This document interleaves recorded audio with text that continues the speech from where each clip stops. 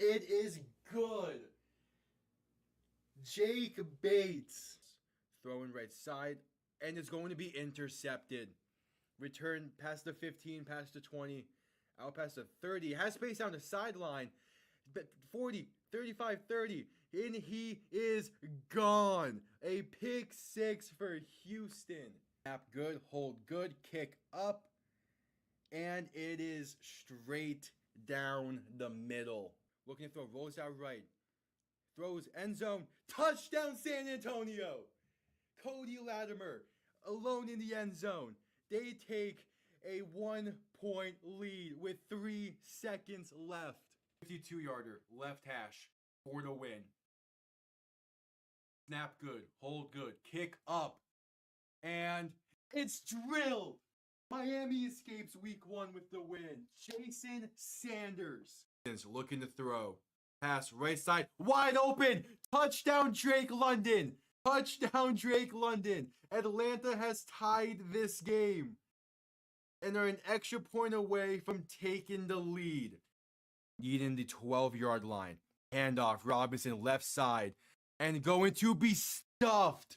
A loss of 4, maybe 5 on the play. And with 50 seconds to go, the Chiefs have the ball. And most likely that does it.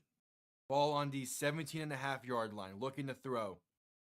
Stepping up, throwing for the end zone. And caught. Touchdown Green Bay. Dontavian Wicks. 56 seconds to play. The Packers are within 3. 6:17 to play in overtime. Tua shotgun. Back to his left. 3 receivers to the right. Bunched up. Tua to throw. Pass time. Plenty of time. Pass. End zone left side. Jonnu Smith. Touchdown Miami. They're gonna win. Let's go, baby. Here, back behind him. 3 receiving options to the left. Gonna send Smith in motion. Toss left side for Saquon Barkley. Good blocking and room to run. Pass midfield. Spinning his way. Pass the 35 to 30. 25, 20, 15, 10, 5, and the Eagles respond instantly. Saquon Barkley. Oh my, making his presence felt. 1 play, 60 yards, 3rd and 9 from the 35. Mahomes looking to throw. Quick pass left side, caught by Piron. Has room to run. First down and more. Down to about the 17. And he stays in bounds. That will do it. The Kansas City Chiefs have escaped the Bills and have punched their ticket. Hello, everybody, and welcome on in. Week 13 wraps up. It's the Giants, it's the Patriots. Should be a pretty interesting game. I know the Giants have been a team this year. I know you never truly know how they're going to play. Well, the Patriots are one of the hottest teams in the league on that, 9-game win streak, right? Playing pretty well. Looking really good. One of the more complete teams in the league. We'll see how this one goes. They're wearing their throwbacks in this one. Should be a pretty fun game, hopefully, all things considered. Last night was great. Sadly, I wasn't able to be live for it fully. I had internet issues. We should be good for this one. Hopefully, we'll see how this progresses. Either way, this is the second to last game of which you'll be seeing this backdrop for this calendar year. As at the end of the week, I'll be in a different location for the month of December. But yeah, welcome on in. Kickoff is moments away. You have to admit, I love these Patriots throwbacks as much as I love the rivalry uniforms. The throwbacks always have a special place with how these look. Yes. As the Patriots get ball first and kickoff is underway. Going to be returned beginning from the 8. Going to have room up past the 20, 25, and down to a break in the tackle. Has room past the 30. Trying to find room down the left side, the 35, 40. And finally brought down past the 45 to the 47. A great return to get things started here. And the Patriots have excellent starting field position. Yeah, last night's game ended up being really good. And I wish I was able to be live for it. I was asked during Thanksgiving and those games if I had a game I regretted not being live for. I now have the answer to that question with that one last night, but that was just a case of I couldn't really do much about it. So Maye under center, back behind him, going to hand this off up the middle, and that gets past midfield to the 49 for Ramondre Stevenson on the carry. Yeah.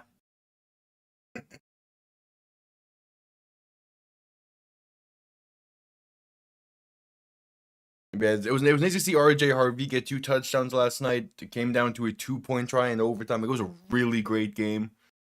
But hey, a win's a win for Denver. They're still on their own win streak. All right, Maye in shotgun back to his right, 2 receiving options to each side. Quick throw left side, going to be caught with space for Mac Hollins to get to the 44. Going to be a 3rd and 1 coming up.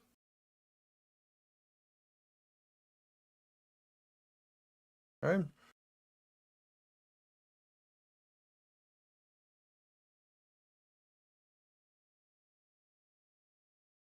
So an early 3rd down here for New England.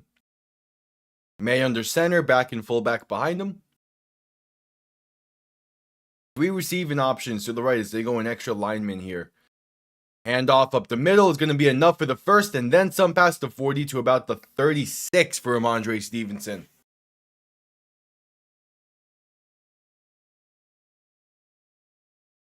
Yeah, but it's that's what happens when you pretty much have to reinstall an offense, because Max Brosmer gets his first start. Even with McCarthy, they have not been playing great.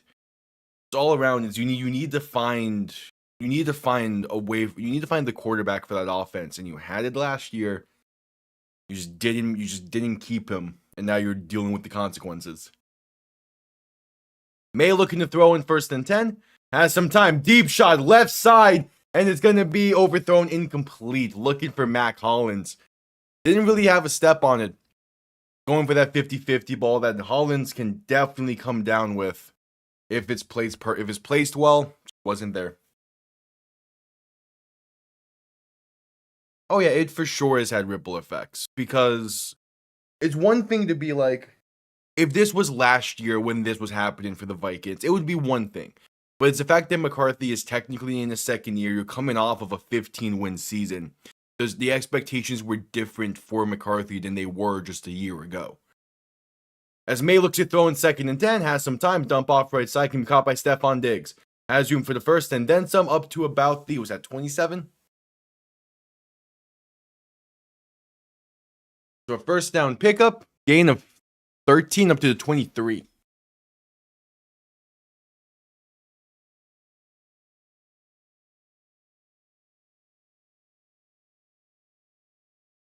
I don't think KOC is necessarily panicking. I just think you get to a point in games where you're down by a certain amount and you have to be more aggressive.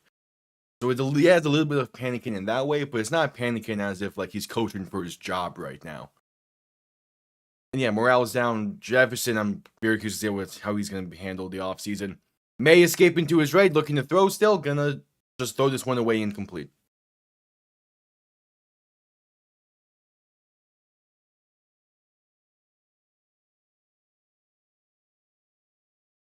The Vikings were... Yeah, but they were down 3-0 when that happened. And that's just also an undrafted rookie making a mistake. That's not necessarily on anyone in particular. It's just the fact that you kind of were forced to play him due to Carson Wentz being hurt and McCarthy being hurt. Handoff up the middle is going to get past the 20 to about the 16 for Ramondre Stevenson.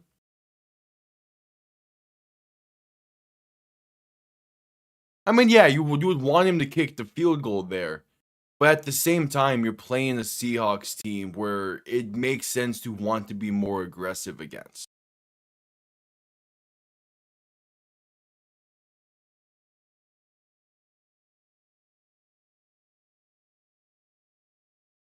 One of those things where I'm curious if he got asked about going for it during the pressers. If so, I want to hear what his response was. Maye in shotgun back to his right, 3 receivers to the left. 3rd and 3, going to look to throw. Has some time, stepping up, pass over the middle, going to be caught down inside the 10 to the 6.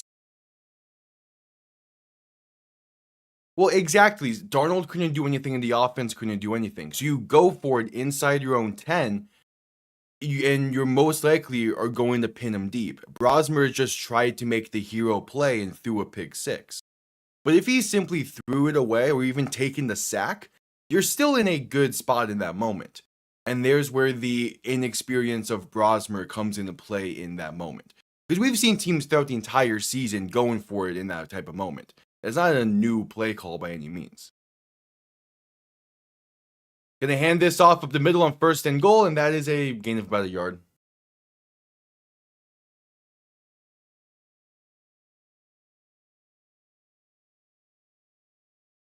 If it was a 4th and 5 or 4th and 4 or something like a further down try, I would agree.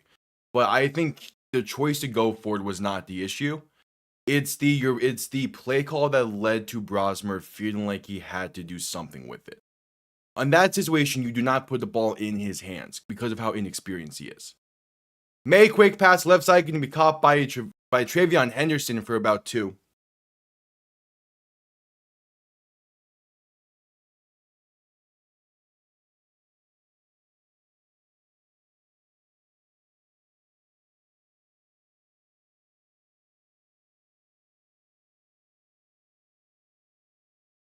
Yeah, you run the football would be the better idea. Doing a play action bootleg was the issue.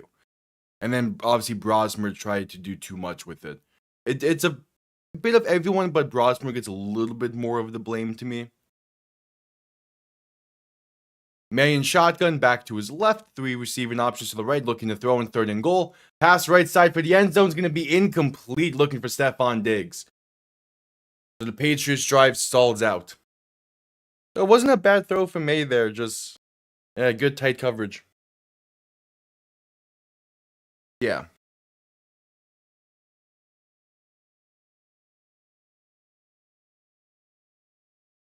The whole Vikings game plan most of yesterday didn't make a lot of sense, but I would put more fault in other moments throughout the game than that one. All right, so a 22-yard kick from the left hash. It is up, and the Patriots take the early lead on their opening drive. We get to see Jaxson Dart take the field when we get back from commercial break. His first game in a few weeks.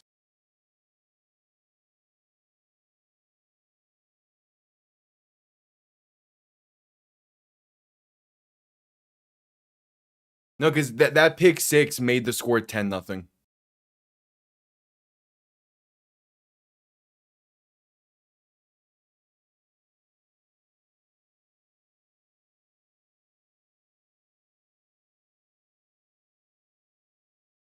I was just going through those highlights earlier for power rankings.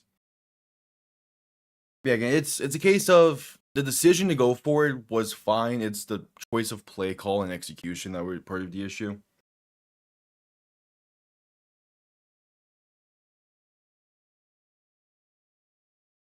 Is it break? Commercial break.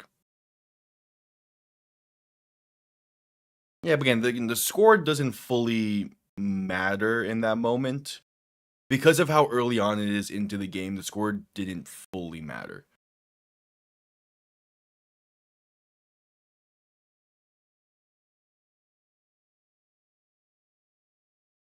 Which again, let me could actually look into.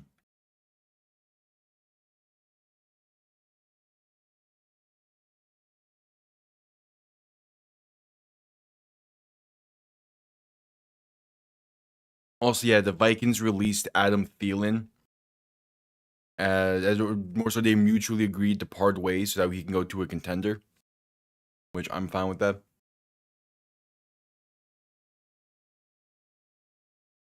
Yeah, Brosmer is doing his best Will Levis impression on that one.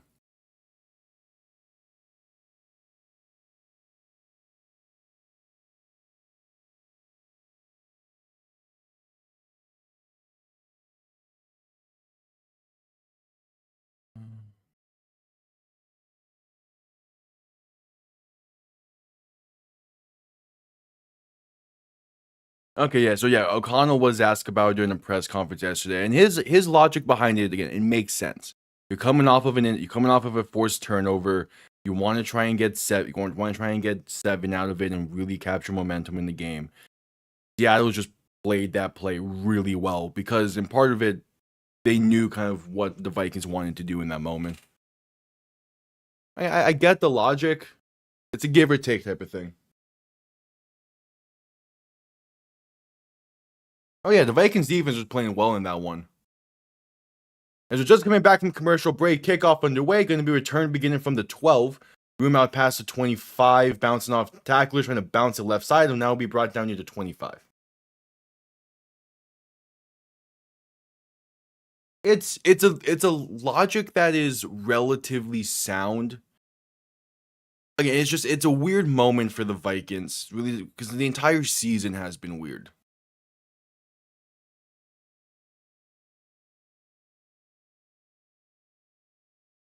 Again, but he's not I'm pretty sure 99% of coaches would have also gone for it in that moment.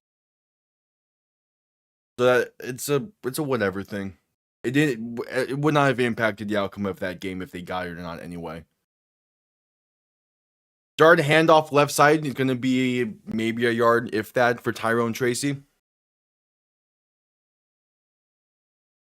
No, his logic for not running it was that they were struggling to run the ball up to that point. Which, fair. But at the same time, it's a 4th and 1. You're probably going to be able to get a push there, at least.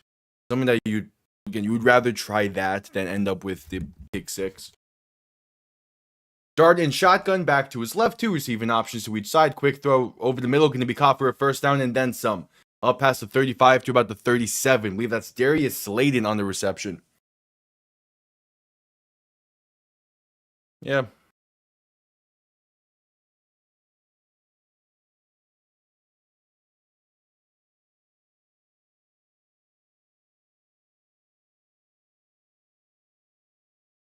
It's one where in hindsight it's a dumb idea, but in the moment I could understand what he was going for.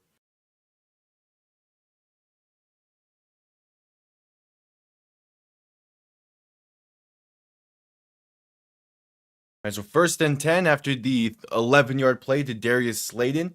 Dart under center, back and fullback behind him. Ball on their own 37. Play action looking to throw. Blitz gets picked up well. Dart with some time, trying to step up in the pocket. Now rolling right, breaks off 1 sack, but going to be brought down at the 31. And there's some more pushing and shoving going after this one. That's back-to-back plays, as that was crediting Christian Barmore for the sack. Though more so, it was Harold Landry in the 2nd and 15 coming up.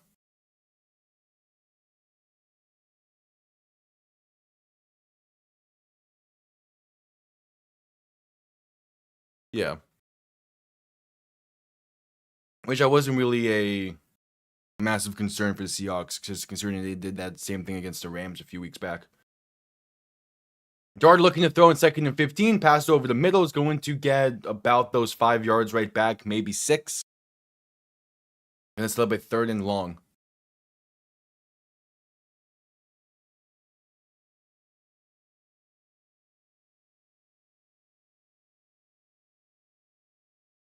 Yeah, we're like 4 plays into this game. There's already been 2 scuffles going on. As that was Wan'Dale Robinson on the reception.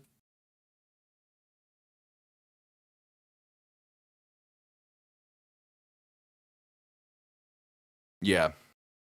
Which, again, the quarterback is the biggest issue with the Vikings offense right now. They have the talent elsewhere. Dart quick throw over the middle for a screen is going to get about 2 or so for Wan'Dale Robinson, and the Giants will have to punt. So a really solid defensive series for the Patriots.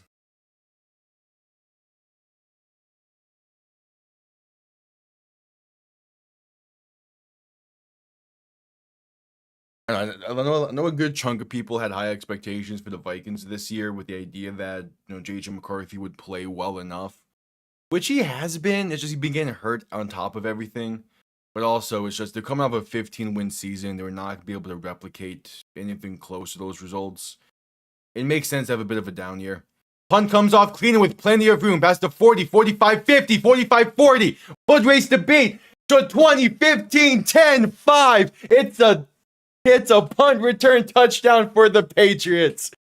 The special teams finding the end zone first. Marcus Jones, 94 yards to the house. What a way to start this game for New England. Those are the type of plays that you're never prepared for. A 94-yard punt return touchdown. Oh, that puts the Giants in a pickle early on.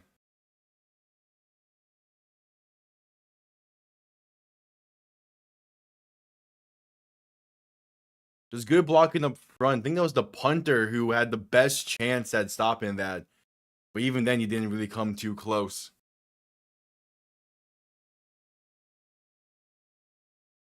All right, so the extra point is good. It's a 10-point lead. Marcus Jones becomes the only player with a defensive and special teams touchdown since 2022.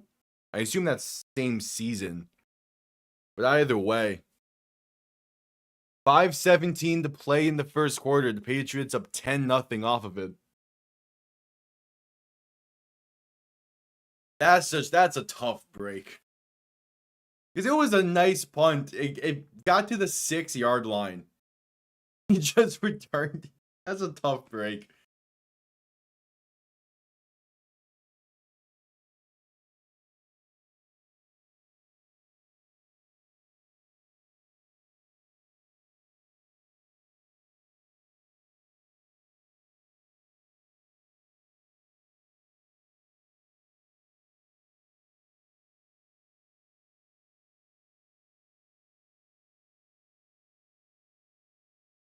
Ugh. A tough break, and we're at commercial break.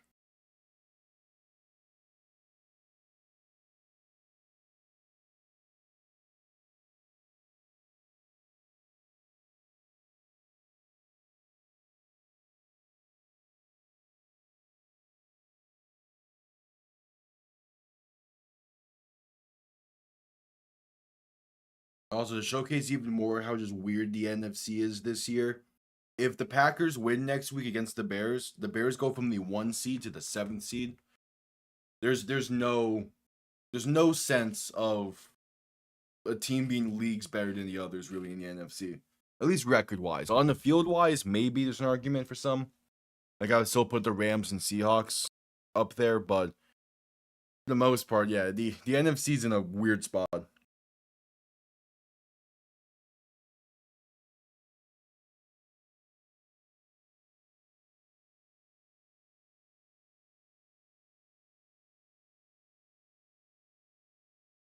Yeah. Hey, there's images of Super Bowl, was that 42? The '07 season that New England once had. Followed up by more images of Super Bowl 46. And the Giants and Patriots, they've had two pretty good Super Bowls against each other. Thankfully, the Giants came out on top for both of them.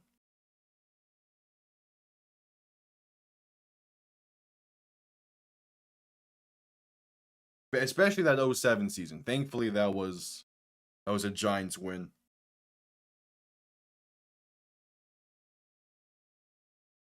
All right, so New England set to send this one away. Kickoff going to be returned beginning from the 11. Room out past the 25, past the 30, and going to be brought down right around there. So out comes back Jaxson Dart. Trying to see if they can cut into this deficit. I did. It was really good.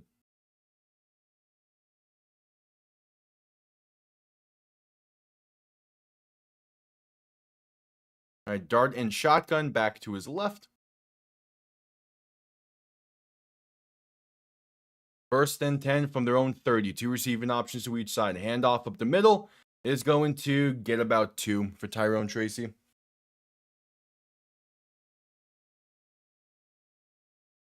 All right. All right, what do the Giants have in store?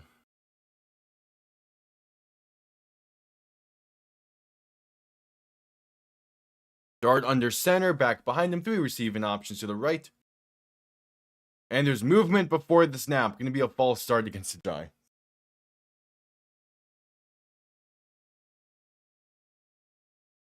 Yes. Which even before like diving in and reading it as well, I was already getting there with the talks we've had. Yeah, it was really good. Yeah, false start in the Giants. Theo Johnson called for it. Dart and shotgun back to his left. Two receiving options to each side. Now a 2nd and 13 from their own 27. Going to play action and look to throw. Pressure coming, escaping to his right. Buying time, gonna take it himself, and Dart has room past the 35 and take the big hit at around the 39. And there's a brawl on the sideline.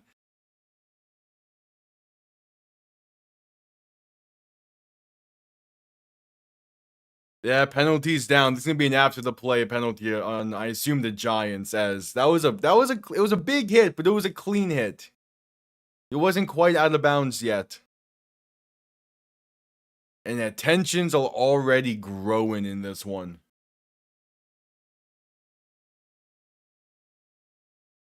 I mean, Dart using his legs has been a part of his game the entire season. That's he's just getting out of bounds. It's a clean hit. It's a massive hit against someone who's just coming off of concussion protocol and is the face of the Giants. Yeah, I'm not surprised they're gonna be a little upset about it. But it's a clean hit. He's in bounds when contact was made.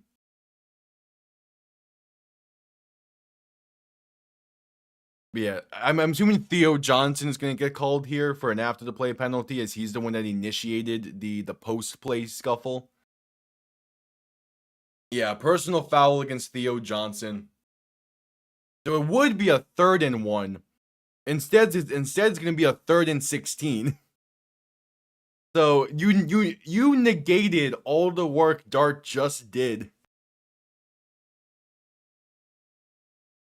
But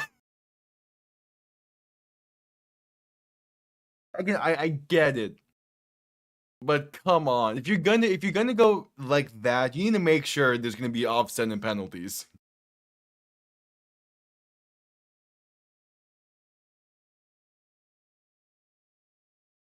All right, yeah, because again, the tensions are building already in this game massively. We had 2 scuffles on the Giants' first drive, and then that gonna be interesting.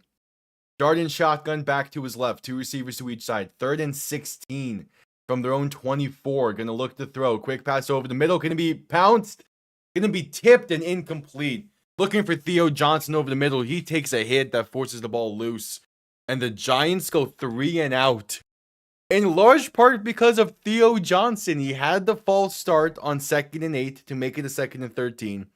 And then when it should have been 3rd and 1, he had the personal foul to make it a 3rd and 16. And the Giants have to give it right back to the dangerous Marcus Jones, who already has a 94-yard kick return touchdown on the day. Let's see, punt comes off clean.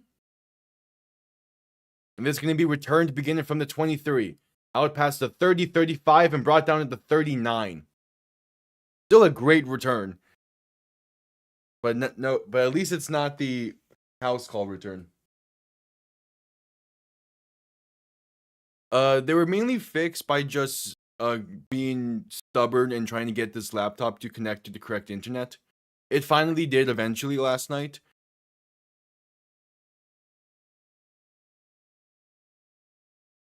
There was a case where for pretty much all of yesterday, the laptop was struggling to connect to the proper internet it needed to. So I was going off of an extension that I have, which I knew that the extension was going to cause problems. But I was hoping it wasn't going to cause a lot of them, or at least if it was going to cause them, be easily fixed. Which for the Dolphin game, it ended up being the case, and it worked fine for Bills Steelers. But for some reason, it did not like the Commanders and Broncos. So it ended, I put a community note up, and I kind of just kept it off to the side and kept trying to get it to connect to the proper internet until eventually it did. So thankfully, it's now all good. I can still use this. I'm gonna try and get this to last me throughout the next year or so, until I'm done with school, and then from there I can probably frame it or something as like the thing that's the laptop that started it all or some shit. I don't know. Yeah, it was annoying, but at least it's still functional. Yeah, but that ended up being a really good game last night. Like I kind of wish I could have been live for it in its entirety, but whatever. There'll be other good games throughout the season.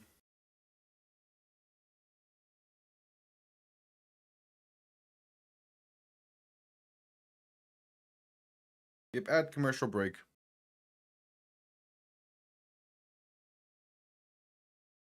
Yeah, they remind me a lot of the Chiefs from last year. Because the Chiefs were winning so many games by so many one possession games. Like they were 12-0 in one possession games last year. And now the Broncos are here 9-2 with a lot of their wins being one possession games and the occasional blowout and the occasional dominance. And it just feels like they're going to get to the playoffs and then they're really going to start facing some hiccups.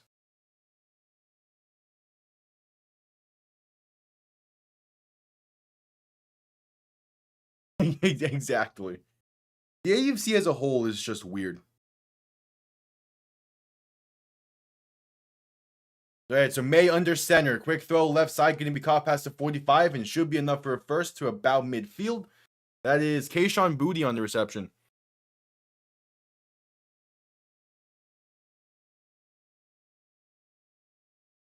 Yeah, I feel more confident with the Patriots than I do the Broncos. And that's mainly because their offense is consistent. Like, it's not an offense that will wow you when you watch it often, but it's at least consistent and you kind of know what to expect out of them. The Broncos, it feels like they can give you 40 points one week and then 12 the next. May under center, back behind him, going to hand this off right side for Andre Stevenson.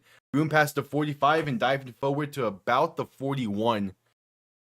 Should be enough for a first, but they're going to mark him short. Give me a second and inches coming up.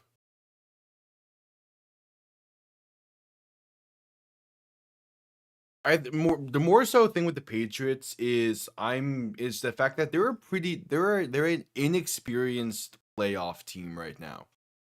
So I'm curious to how their play is going to translate to a playoff atmosphere. They're most likely going to win the AFC East, and getting home playoff games is going to help that translation be a lot easier.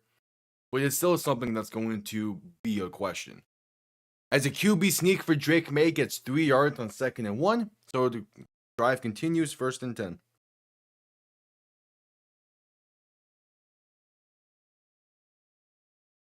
Yes, you did mention that to me.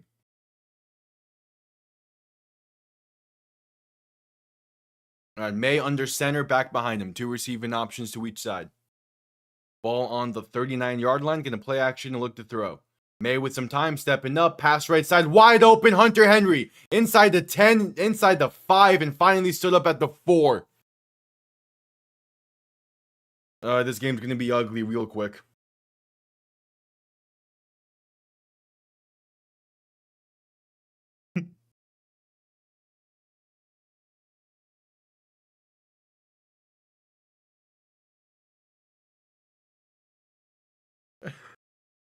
I have to give so much respect to certain like scam numbers because they just do the dumbest things sometimes and it's hilarious. All right, 1st and goal. May under center, ball on the 3, pass right side, gonna be caught by Kayshon Boutte. What a throw and what a catch! The Patriots extend this lead with a minute to play in the first. That's a beautiful goal line fade. That is a beautiful goal line fade.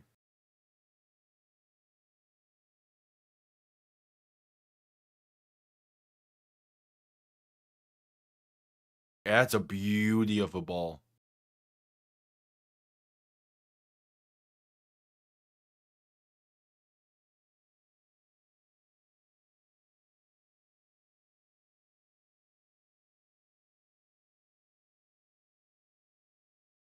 All right, so the extra point is up, and it is good. 17-0 lead for the Patriots. Oh, good. This game. That is a beautiful throw, though, in the goal line fade. Goal line fades do not work often, but when they do, it is a beautiful sight.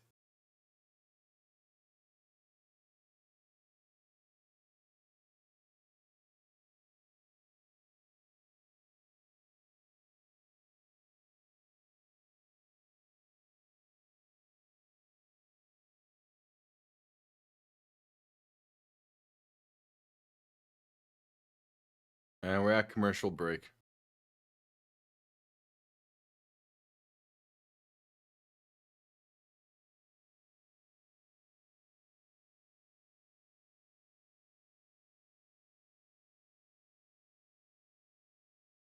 Hey.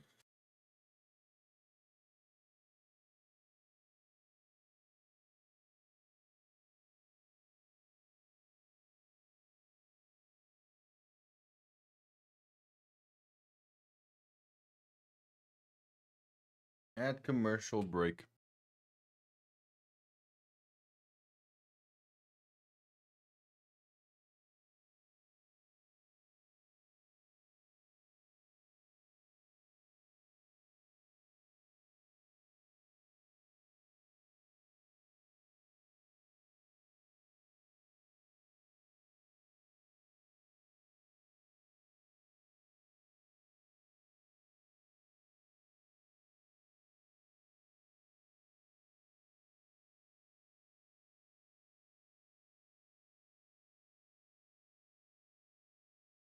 And can the Giants find a way to just get back into this?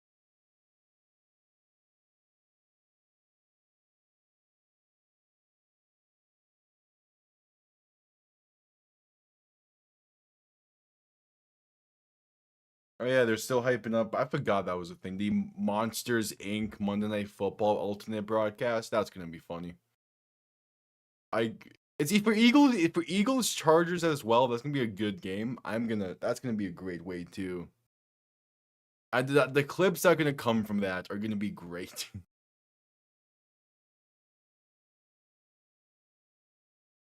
I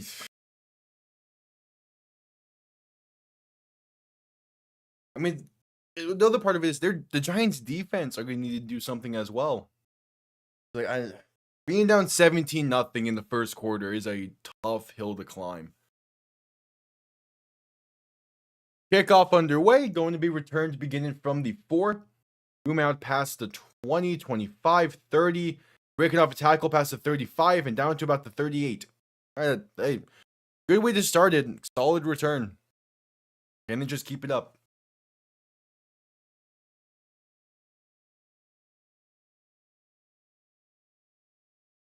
Hey, it was Deontay Banks on the return.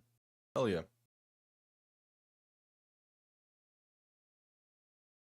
Yeah, but I don't think Daniel Jones leaves Indianapolis.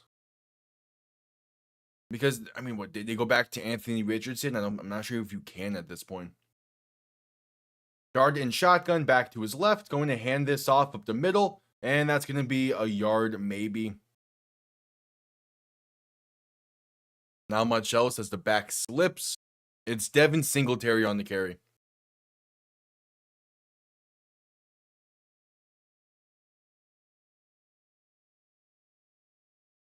Oh, at halftime is when they're showing the exclusive trailer? Okay, I see you, ESPN.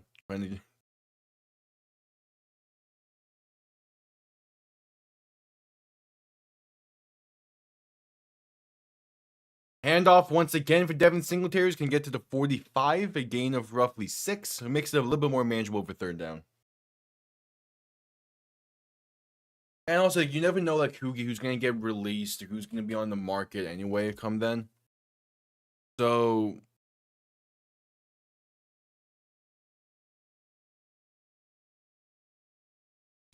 and that's the end of the first quarter. 15 minutes in, Patriots lead 17-0. We head to a commercial break. What is the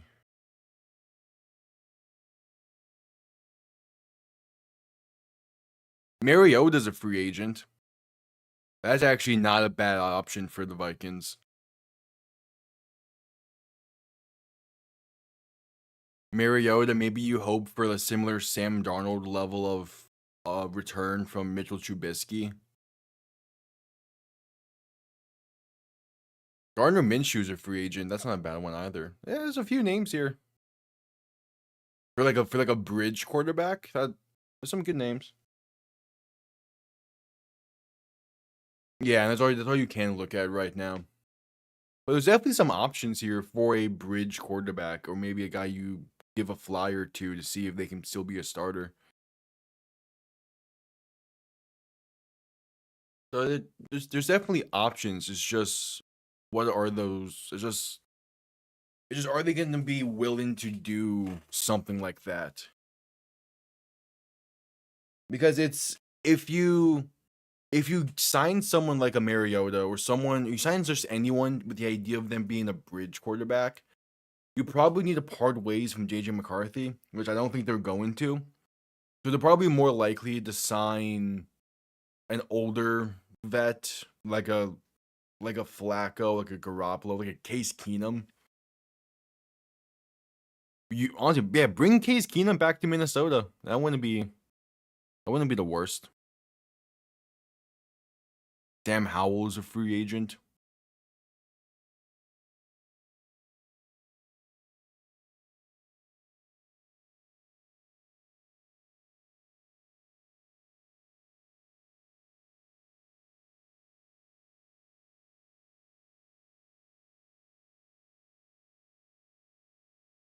Yep, at commercial break.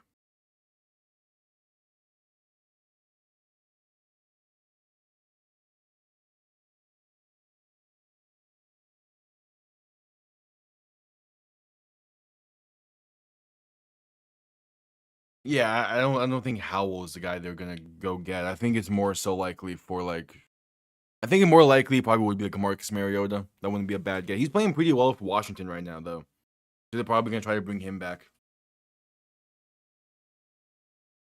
All right, just getting back from commercial break. Second quarter underway. Dart in shotgun for 3rd and 3. Back to his left, gonna hand this off up the middle. And that'll be enough for the first and pass midfield to the 48 for Devin Singletary. The Giants pass midfield for the first time tonight. It took until the second quarter for it to happen.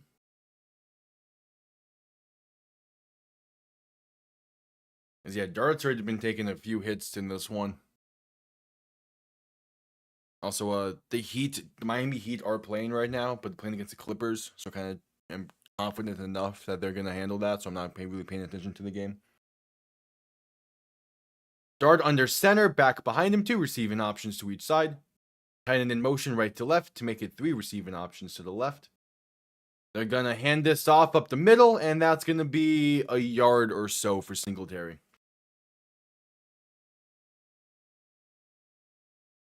Yeah. Once the season ends as well, I like to start. That's when I like to start my free agent previews and draft previews for each of the position groups.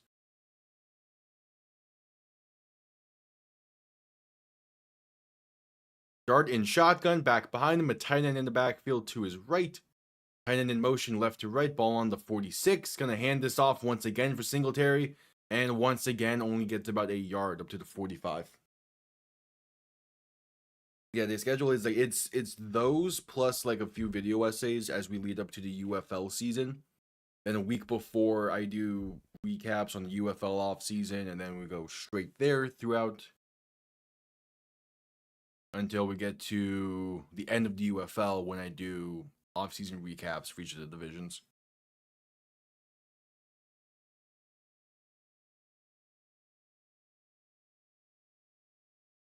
It's formatted nicely because there's enough time in between UFL and NFL seasons to where I can get the full amount of time I need for those type of stuff. So it's nice. All right, 3rd and 8. Dart in shotgun, back to his right, 3 receivers to the left. Ball on the plus 45. Play clock winding down. They get the snap off as Dart looks to throw. Pass right side, gonna be incomplete, looking for Theo Johnson. The hit, draw the ball loose. There is a penalty. Going to be unnecessary roughness, I assume, against the Patriots as he took a hit up high. So the Giants will get the first out of this. Nearly a great catch from Theo Johnson. Yeah, that is clear helmet-to-helmet contact. That's going to be a penalty 10 times out of 10. Yeah, that's clear helmet. I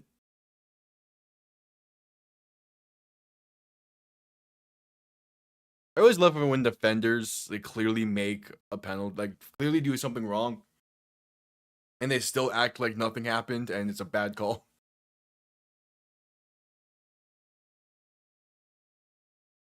So 1st and 10. It was just a simple unnecessary roughness, so it's 15 yards and a free 1st down. Instead of a potential DPI that would put them a little bit further down the field. So Dart in shotgun, 3 receivers to the left, 2 to the right. 1st and 10 from the +30. Making adjustments at the line as the Patriots are lining up 7 potential pass rushers. Dart looking to throw. Patriots send 6. Pass left side can be caught in with space. The 25 to 10 to 5. Darius Slayton gets in. The Giants are on the board. About time they cut into this deficit. Darius Slayton from 30 yards out. He won the foot race, and the Giants at least finally did something. But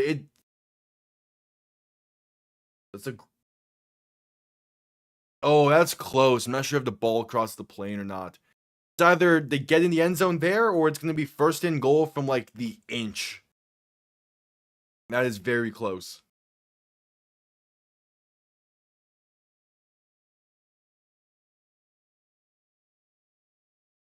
Either way, though, Darius Slayton, just a simple slant that splits the defense, and Christian Gonzalez makes a great effort to try and bring him down short. I can't tell where the tip of the ball is. It's going to be upheld. The extra point is up, and it is good. Darius Slayton breaks the plane of the end zone by maybe a millimeter.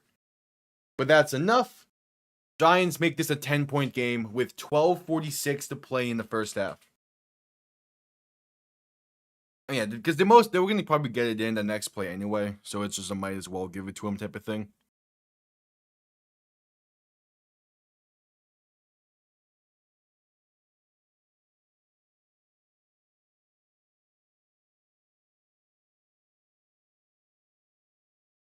Yeah, so also with that, it's guaranteed that my friend T Fox is going to lose his fantasy this week to someone who has not changed his lineup since week 4. That's crazy. Oh man. That's just bad luck, and that's also what happens when you depend on Baltimore too much.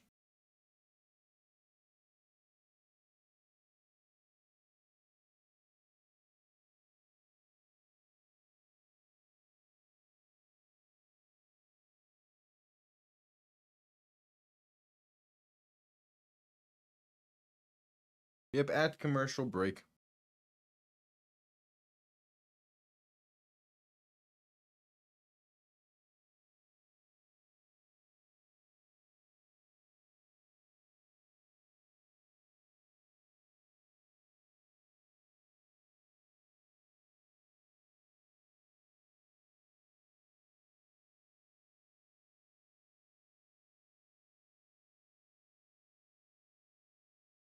At commercial break.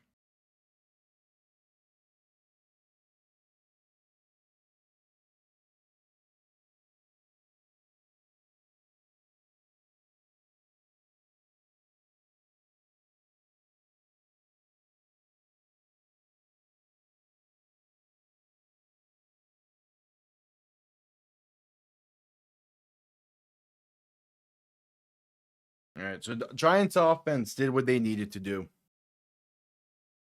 And the Giants defense at least hold New England to another field goal. No one's asking them to force a punt, 3 and out, or turnover. Just hold them to a field goal. Keep this a 2-score game and go from there. As taking a look at the MVP candidates, even with the rough performance on yesterday, Matthew Stafford is still probably the favorite with 32 touchdowns to 4 interceptions. That is still a crazy stat line. Like Aaron Rodgers in his MVP, in his final 2 MVP seasons, he also had very similar crazy low interception numbers. Kickoff underway, going to be returned beginning from the 4. Room out past the 20 to about the 25. Yeah, he threw 2 interceptions to Carolina yesterday. Again, Stafford went 28 touchdowns without throwing an interception, which is crazy. Yeah, I still think Stafford's the clear-cut MVP for the time being.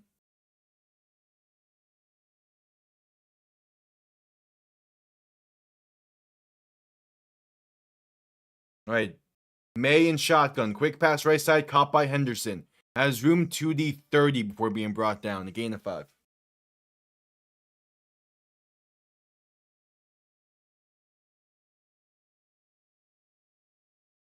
All right.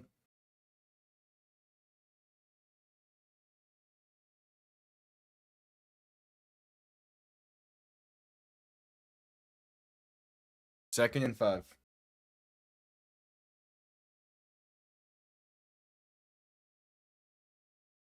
Oh yeah, the Panthers are a complete wild card this year, but it only means that next year might be a great year for them.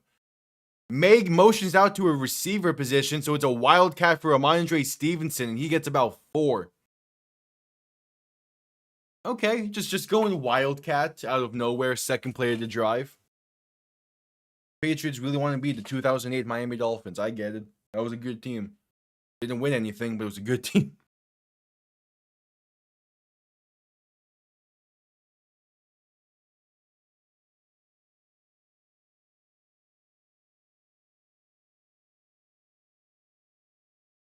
And so May in shotgun back to his right.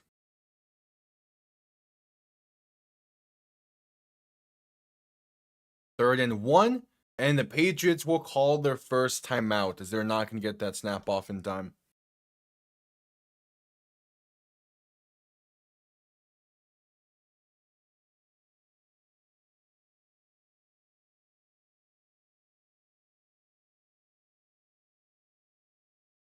All right, third and 1.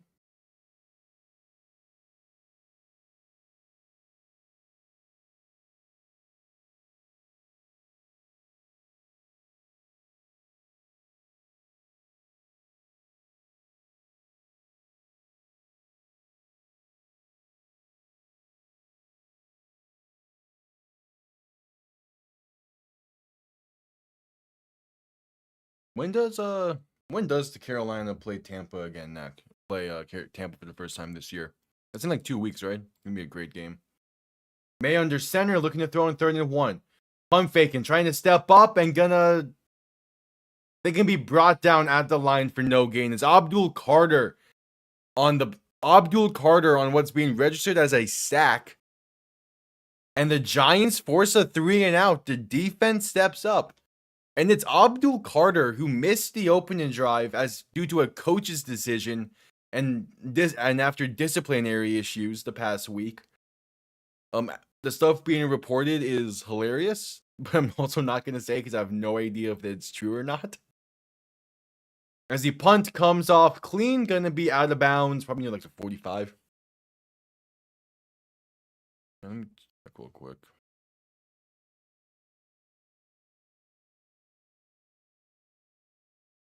And we head to a commercial break with 10:38 to play in the half. Week 16 is when the Buccaneers play the Panthers first. Week 16, then they play them again in week 18. Those 2 games are gonna be great.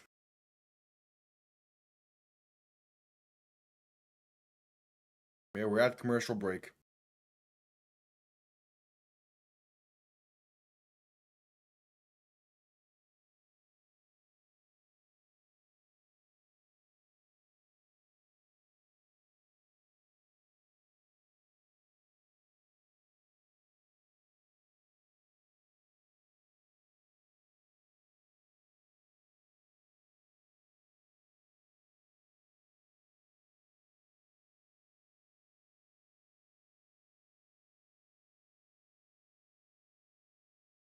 All right, add commercial break.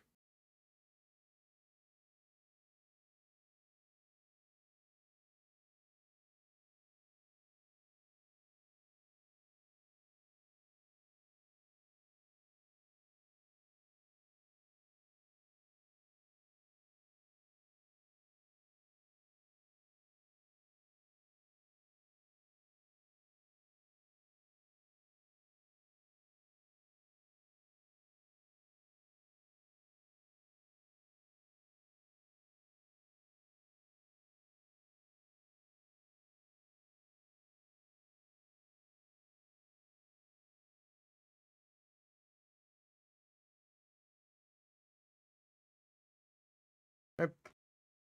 See if the Giants offense can replicate what they had going on the previous one. These commercials are feeling like they're going longer and longer right now. It's weird.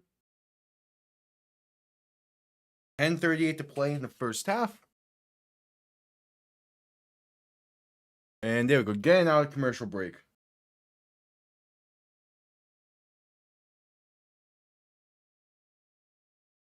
Yeah, it wasn't the greatest of punts. Jameis Winston pointing to where the punt went out of bounds at. Speaking of that, Russell Wilson, a healthy inactive today. He's the emergency third quarterback. So Jameis Winston's the backup. This is the first time in Russ's career he is a healthy scratch. So I'm curious to what's going to happen there in the offseason. Because I'm pretty sure Russ has one more year left. Dart in shotgun, back behind him, 2 receiving options to each side. Man in motion, left to right. As Dart's going to quick throw this right side, caught by Wan'Dale Robinson. He gets past the 45 to about the 48. How many years does Russ have left on his contract? Oh no, it was a 1-year deal. Okay, the Giants are fine then with it.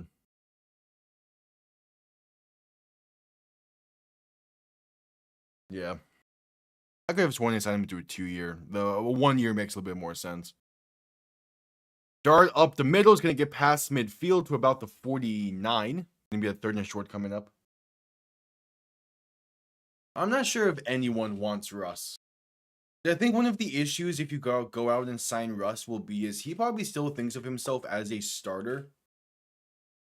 I'm not sure how willing he will be to sign somewhere for it to be a backup. Or at least do not have competition during the offseason. Dart going to hand this off up the middle, and that'll be enough for the first. Past the 45 to the 43. It's Devin Singletary on the carry to keep the chains moving. Also, I just don't think Russ's style fits what the Vikings want to do over there. Being from that Pete Carroll tree. Or used to that Pete Carroll style. Dart in shotgun, back to his right. Going to hand this off up the middle. And there's space for a 1st and more. Brought down at the 29. 13-yard carry for Devin Singletary. The Giants are moving. They're turning it on in the second quarter here.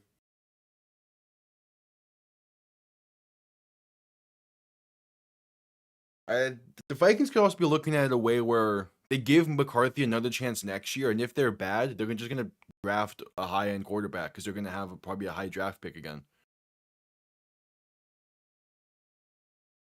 Dart under center, back behind him. 3 receiving options to the right. Handoff once again up the middle, and that's going to be stood up at the line of scrimmage for no gain. Yeah. He kind of brings issues, and it's also again Jason McCarthy will be going on to his 3rd year of his rookie contract next year. You can see what you have in him and go from there. And if he's bad and you get a high-end draft pick, you can just draft someone. Or if he's solid, you can ride out that 4th year and see what happens. Yeah, I'm not saying this year get a rookie. I'm saying the following in 27. Dart in shotgun, going to roll to his right after a read option. Now shoveling this one forward. Going to be a penalty on this play as Singletary gets past the 25 to the 24. Really weird broken down play. There's going to be an ineligible man downfield. So, hey, kind of a smart play for Dart. Instead of it being what would it be, in third down? Yeah, instead of it being a 3rd and 11, 3rd and 12, it's now going to be a 2nd and 15 due to the ineligible man downfield. So, hey, relatively smart play. We'll see what comes from it. 2nd and 15 coming up.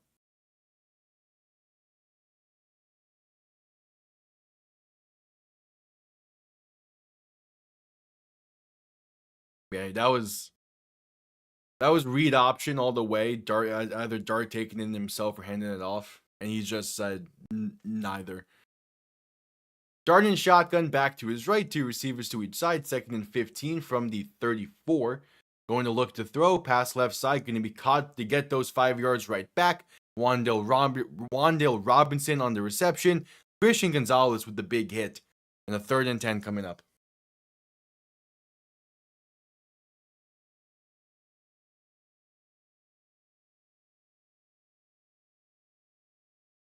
I feel like if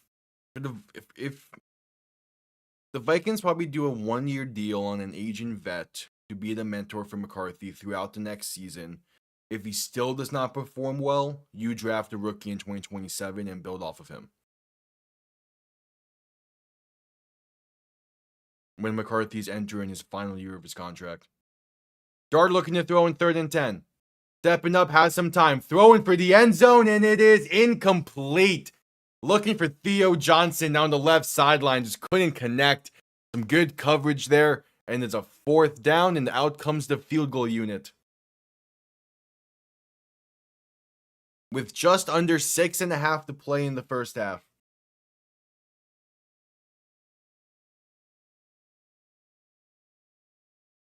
Yeah, I was going to say, I don't hate the throw, and then from this camera angle, you can see Darius Slayton peering open over the middle. And even then, Dart had room to run himself there. It's a whatever. 47-yard kick from the left hash, and what? The kicker missed the ball. And can the Giants please have a consistent kicker situation? How does this happen? He kicked the dirt. His foot. How does this?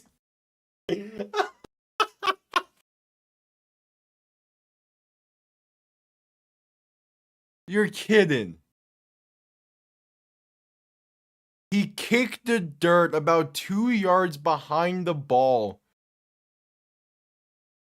And the punter gets sacked for a loss of 13. The Giants are cursed. The Giants are cursed with kickers.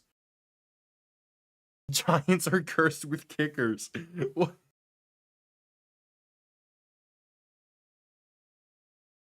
How this?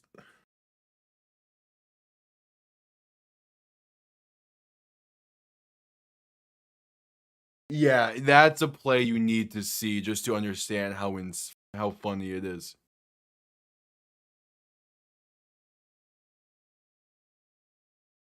Oh, it's Young Ho Koo as well. Who's their kicker for today? That's unfortunate, man. He was a great kicker in Atlanta. Just had a bad streak earlier on in the year. And now he's doing that. Oh man.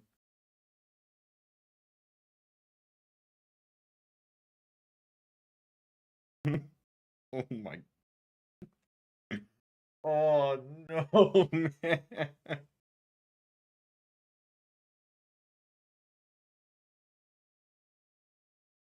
How?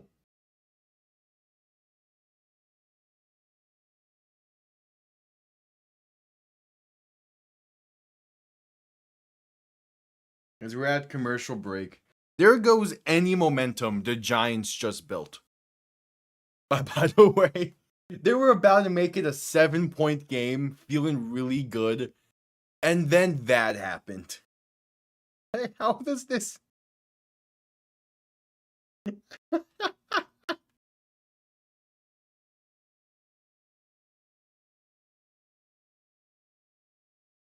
That is. That's just wow. All right, just getting back from commercial break.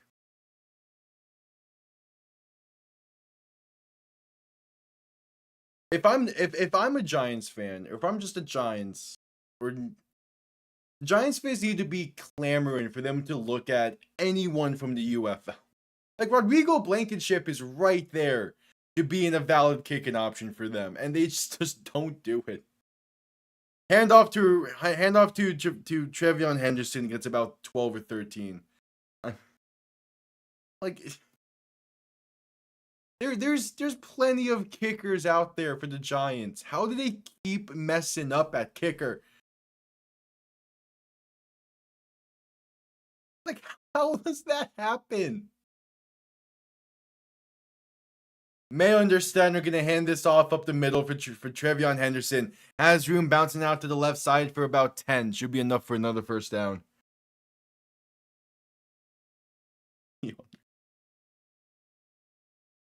How?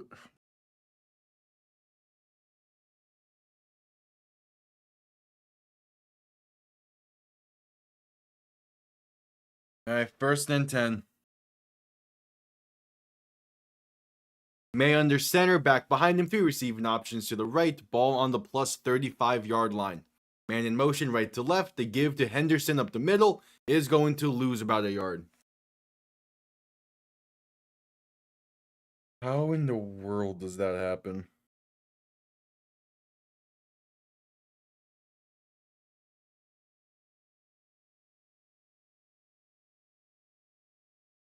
Just stunned disbelief.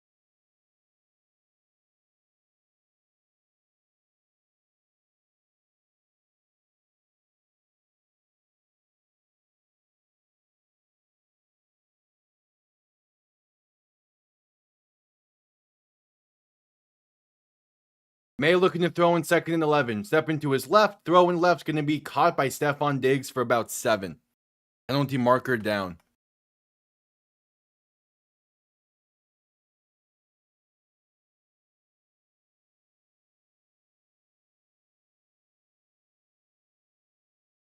It is holding against the Patriots. 10 yards, replay second. Going to be a 2nd and 21 coming up.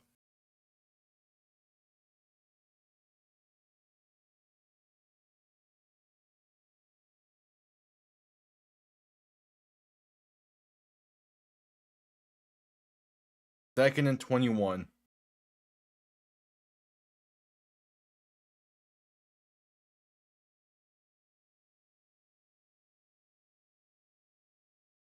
Yeah, it's a clear hold. May in shotgun, a back to each side. Going to look to throw.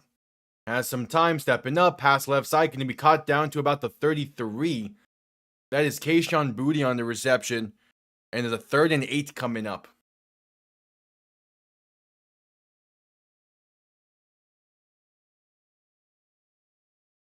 Four minutes remain in the first half.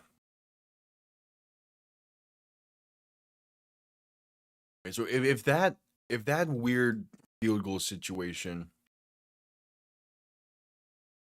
went down as a sack, that means that went down as turnover on downs. Crazy. May in shotgun, back to his left. 3 receiving options to the right. 3rd and 8, going to look to throw. Has some time, passing deep, left side, has a man. Did he get his feet in? They're saying he did. Touchdown, New England.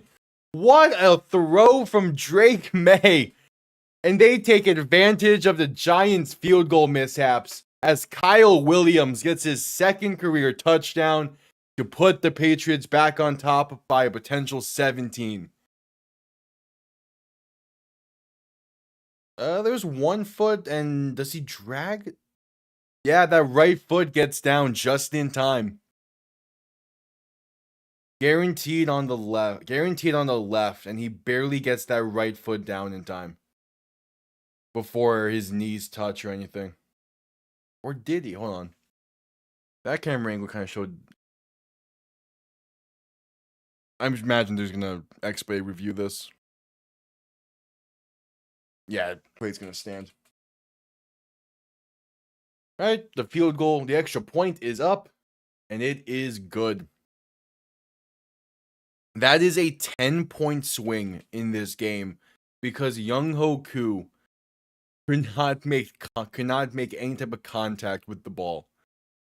Because that might be the icing on the cake with this one.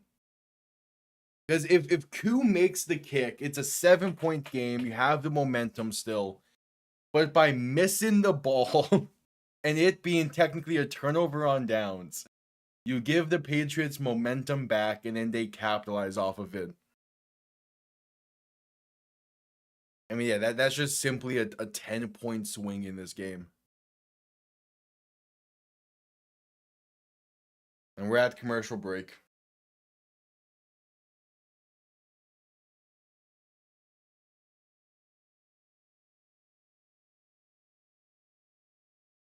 Just crazy.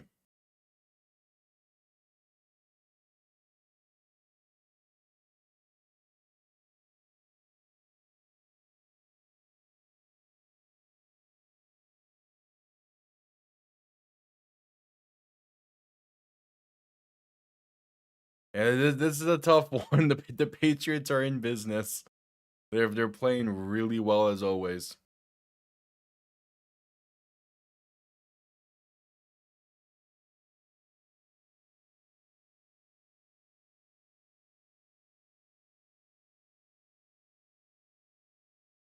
All right, at commercial break.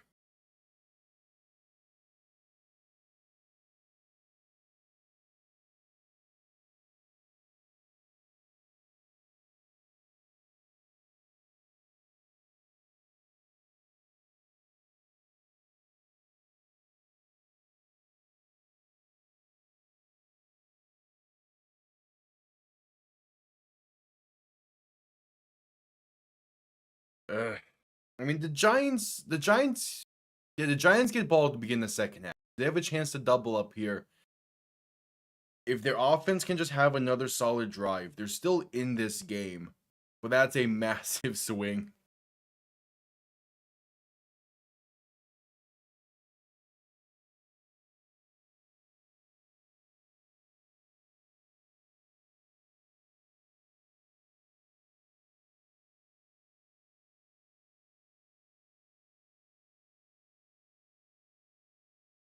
All right, just getting back from commercial break.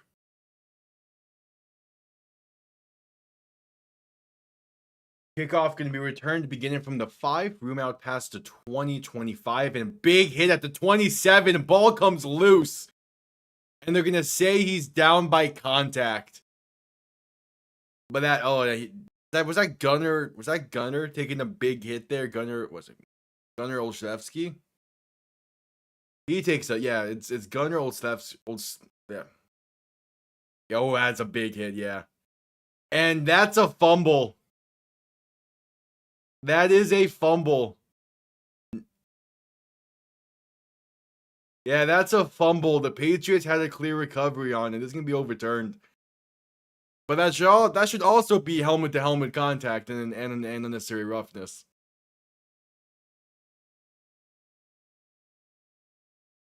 Yeah, Gunnar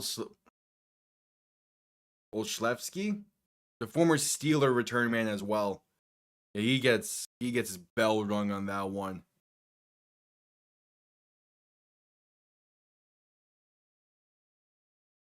And yep, they're going to overturn this.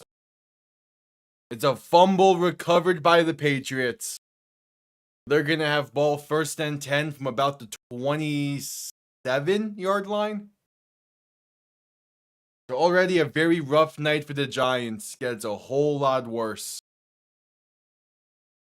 As yeah, it'll be 1st and 10 from the plus 27 for New England. New York special teams is not having a good night. They're just straight up not having a good night.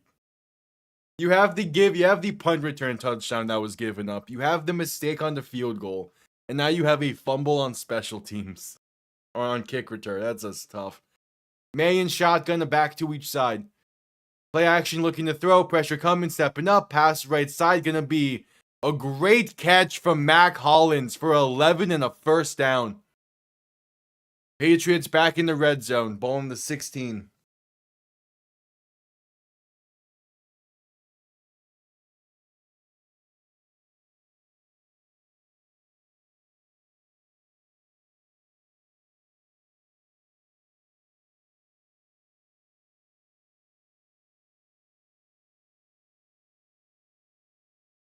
All right, so first and 10. Maye under center, back behind him, going to hand this off up the middle. And that's Ramondre Stevenson inside the 15 to about the 11, maybe the 12. Second and 6 coming up. 2.5 to play in the first half.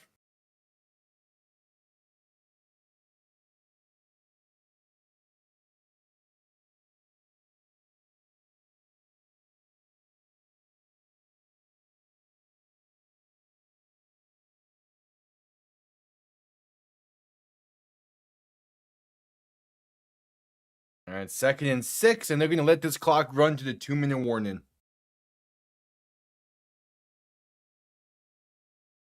Two minutes to play in the first half. It has been all New England in this first half from each of the 3 phases of the game. They are dominating this one pretty handedly. We had to do a commercial break. Ooh. Yeah, this game had its moments here and there, but yeah, it's just been New England style football.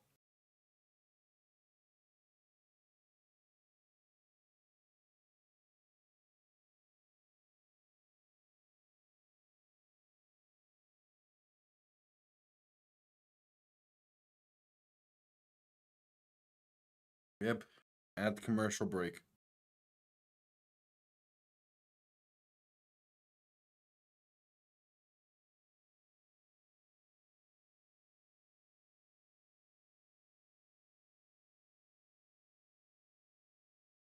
Yeah, it's been a rough one.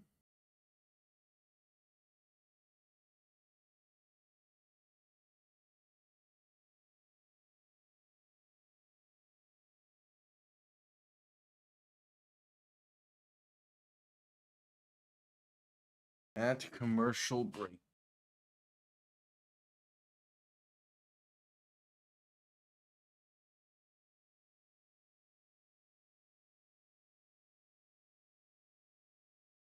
Just saw Vikings fans put Anthony Richardson as the first option for quarterbacks next year.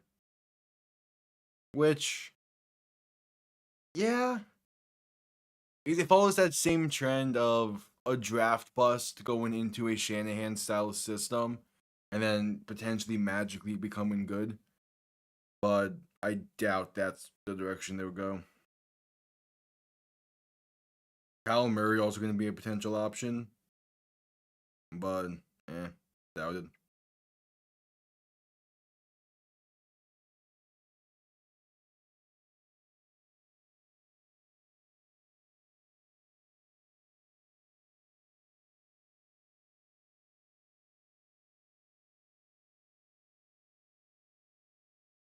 I love how much they're pushing this exclusive look for the Percy Jackson show. I love it. Oh, it's great.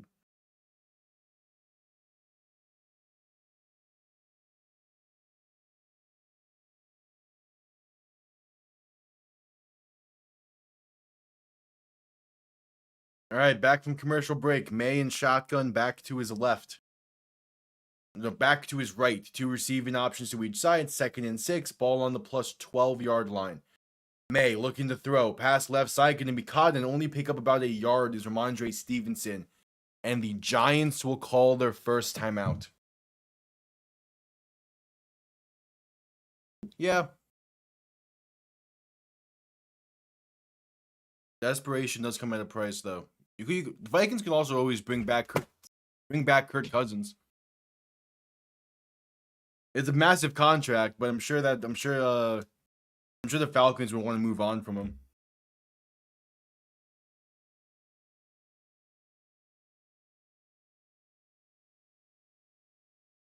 All right, 3rd and 5. Maye in shotgun, back to his right. 3 receivers to the right. Ball on roughly the 11.5-yard line. Maye looking to throw. Pass left side, incomplete. A little bit behind Hunter Henry. The Patriots do not fully capitalize off of the fumble. They do capitalize. Obviously, they were going to get a field goal either way. But at least it's not going to become too ugly just yet. A 20-point game is still manageable if the Giants play really well the rest of this one. They start by getting the ball with plenty of time in the first half. And they get ball to begin the second half. So there's still a world. But it's going to take a hell of an effort from Jaxson Dart. 30-yard field goal is up, and it is good. The Patriots up by 20 with 1:48 to play until halftime. All right.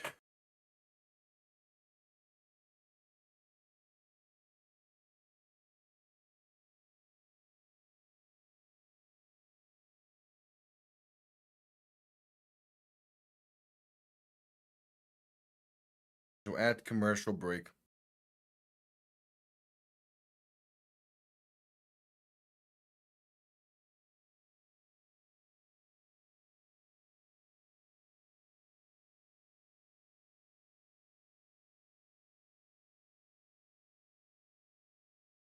As we await the Patriots to send this one down.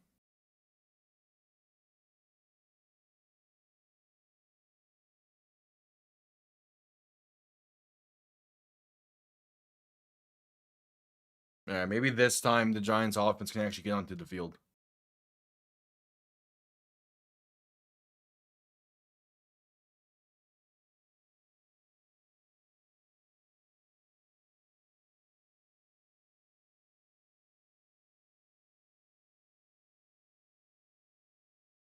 Yeah, the Giants special teams tonight has not been good. Kickoff underway, going to be returned beginning from the 7. Room out past the 20-25 and down into 31. It's Devin Singletary on the return. The Giants offense will have 1:42 to play in the half. Now I call it a Monsters Inc. style AFC East divisional graphic or animations here. Patriots led it for a while. The Bills now in control, or at least were until this year.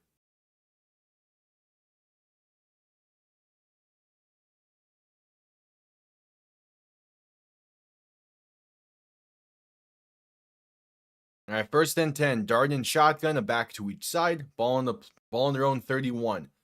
Looking to throw, pass right side, gonna be incomplete. Off target, looking for Theo Johnson. Should have been picked off. Instead, the Giants get a 2nd and 10. That was to the chest of the Patriots defender there. That one 100% should have been picked off. Yeah, no, that should have been intercepted.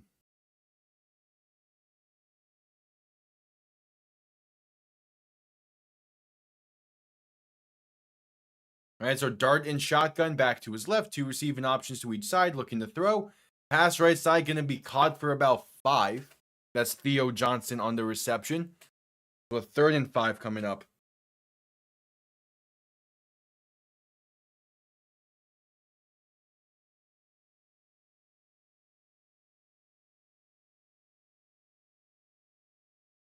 Third and 5.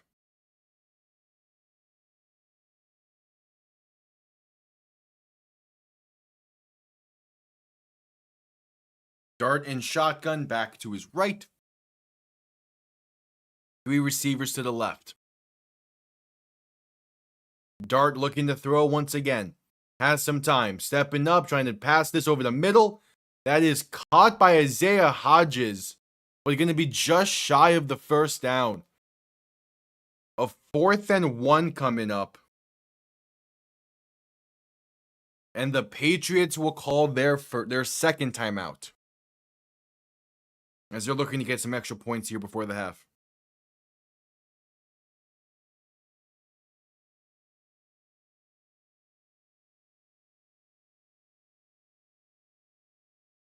Yeah, somehow, though, Dart gets that ball out when he jumped into the arms of a Patriots defender. That's a nice play from Jaxson Dart. Just did not amount for anything.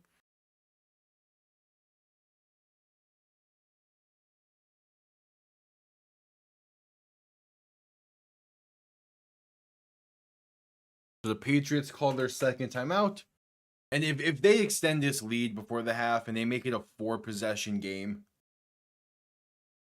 it's a whatever situation. This game's already kind of out of hand. The Giants' offense is staying on the field. Dart under center, back behind him, 3 receiving options to the left. Play clock winding down, trying to get the Patriots to jump. Yeah, trying to get Patriots not going to move. There is the delay of game against the Giants, and they're going to punt this one away.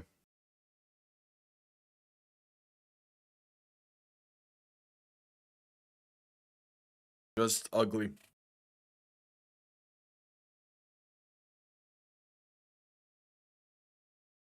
Just ugly.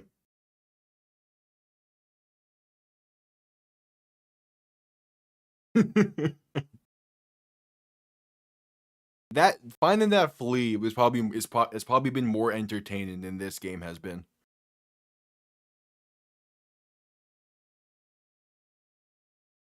All right, so 4th and 6.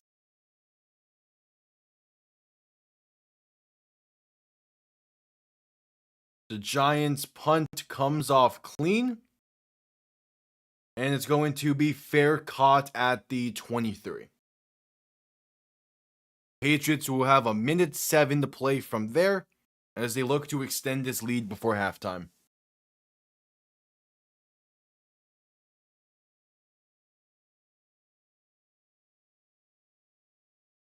All right.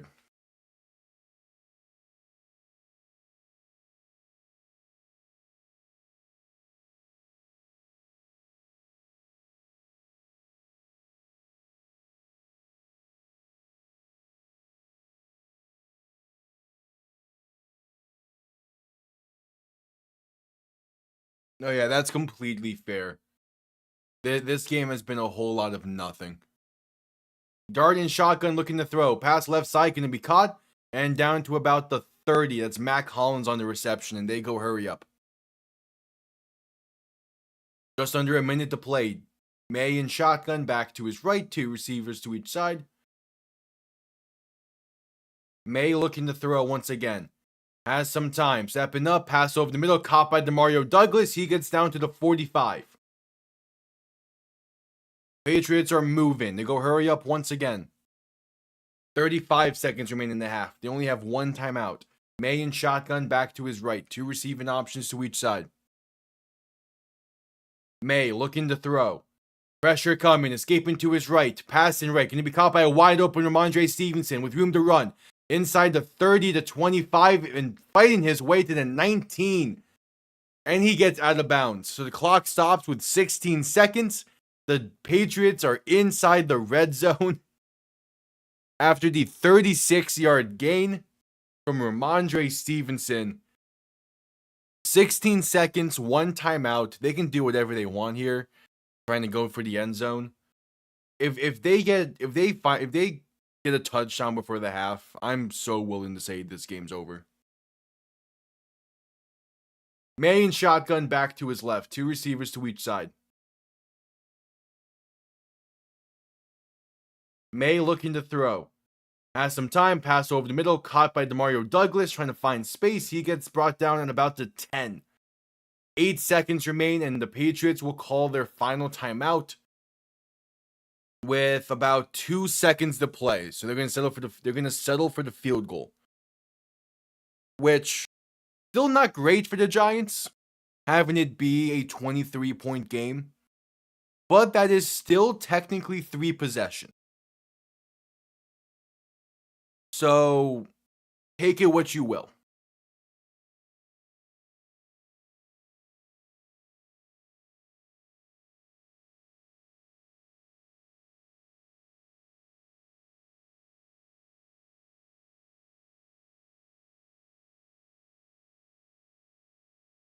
All right.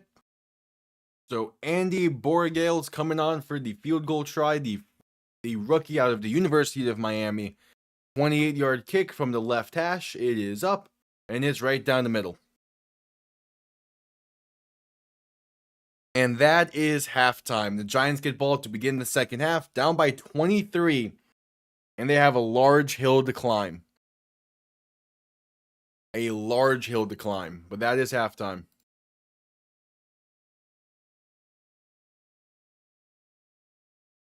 Yeah, but putting hopes on the Giants is never a good idea. Or at least typically it isn't.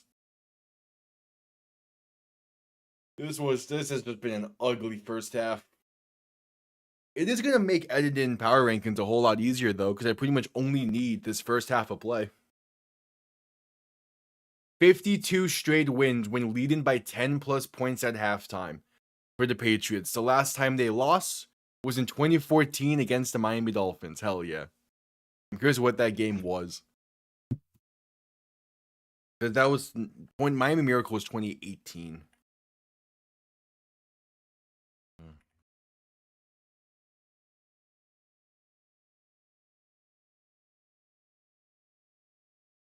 2014.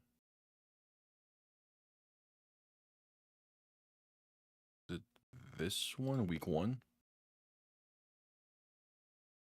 Yeah.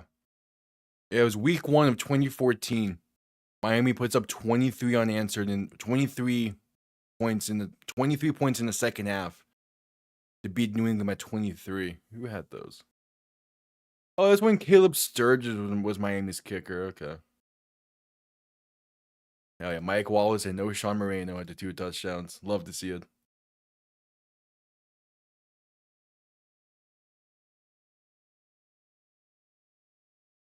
Yeah, the Titans had a little bit more of a chance than the Giants have.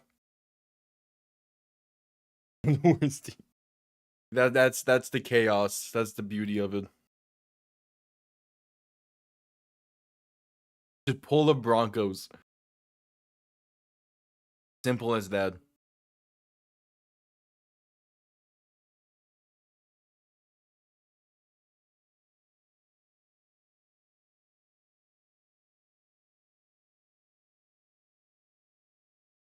Tannehill did not have a good game in this win in week 1. No wonder why Miami did not end that season pretty good.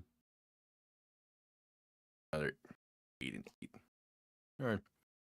But at halftime,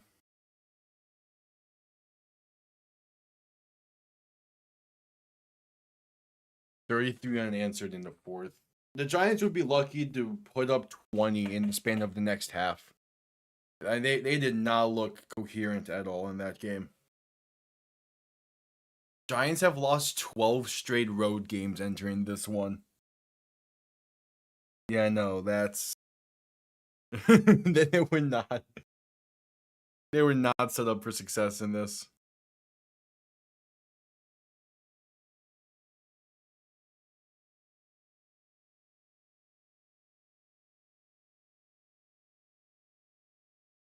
All right, we'll see.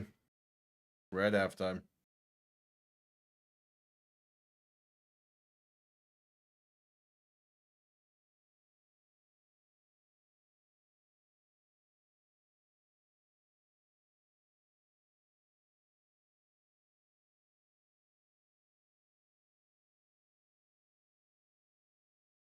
Yep, at commercial break. We're at halftime.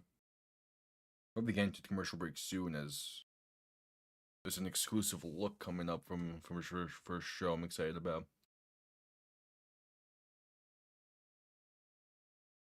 There you go, commercial break. I'm gonna keep these headphones near me.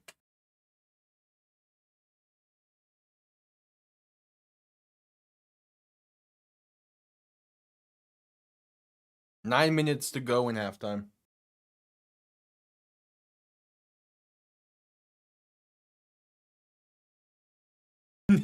I'm not sure. Yeah, it might. We'll see. With Houston winning and CJ Stroud getting that win in his first game back, that might do something. What exactly? I have no idea. In perpetual fear.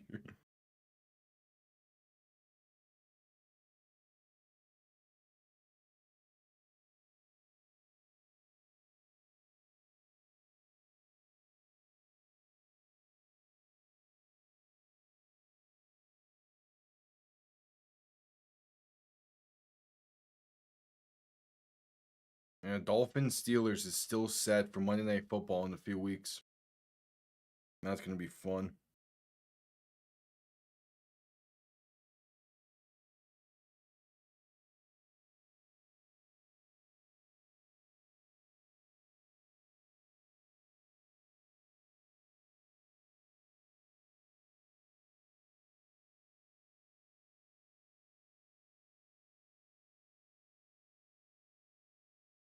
Yeah, yeah.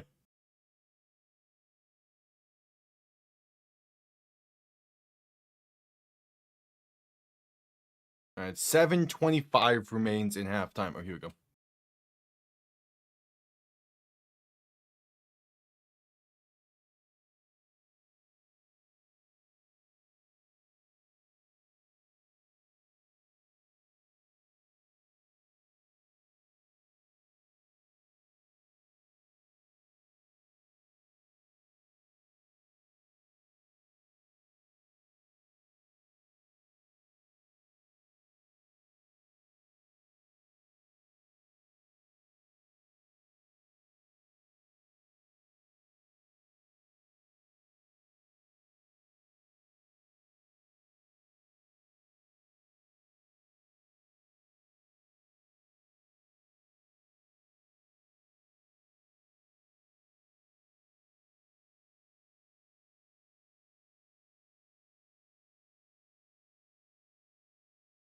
They're still not showing a whole lot from this, but I'm loving what I'm seeing.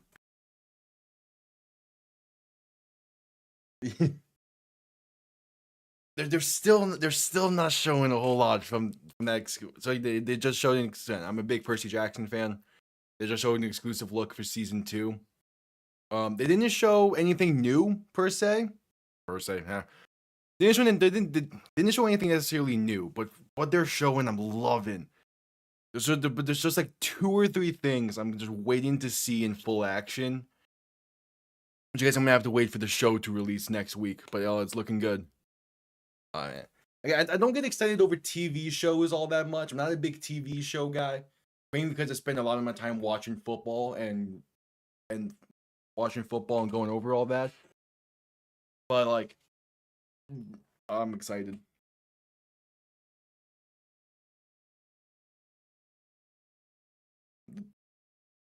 I am excited.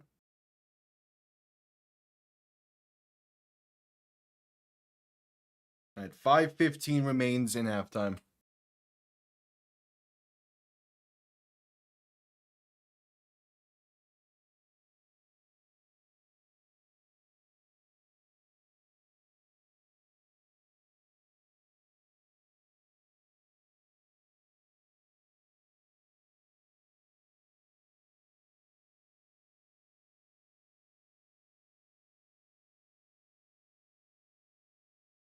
At halftime.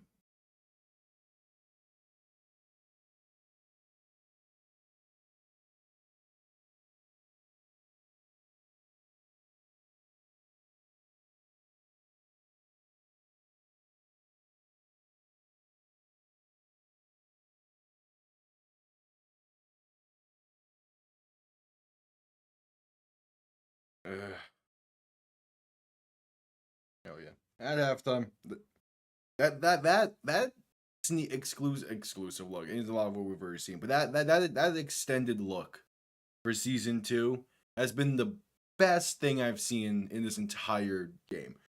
this entire game has been very just whatever, but that at least got me invested into something with this. Giants are what all time on Monday Night Football, man.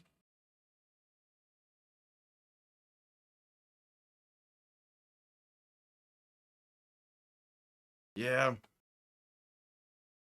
Especially if Houston keeps on winning and keeps on playing well and gets back in that and gets back into and wins that division this year, or even it gets to first place, and it's gonna be interesting to see how that plays, how that gets unfolded. I think it was the case where it probably would have been a case where if the Texans were losing the past few weeks with Davis Mills, we're talking a different storyline. But because they've been winning.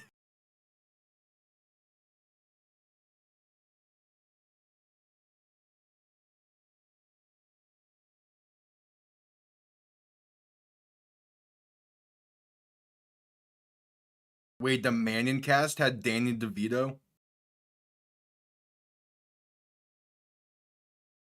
Not only that, they had Danny DeVito on during the messed up field goal attempt. Oh, that's perfect.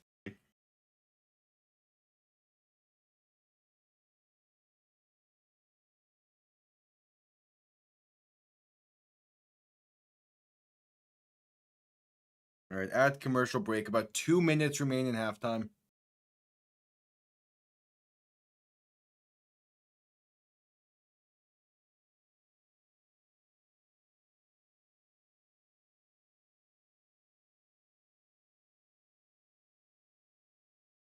Yeah. That also just sums up the NFL pretty well. It's just teams missing opportunities left and right.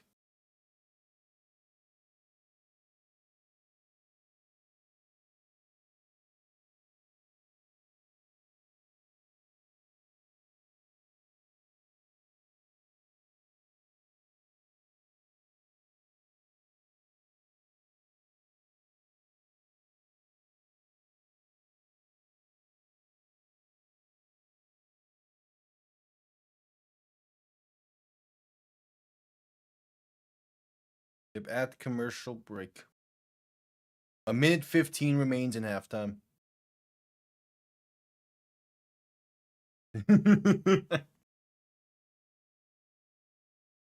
I'm kind of with the amount that we talk about scripted and all that. I'm kind of just waiting for the day where you're going on where you're going on that kind of rant and Tom just raids.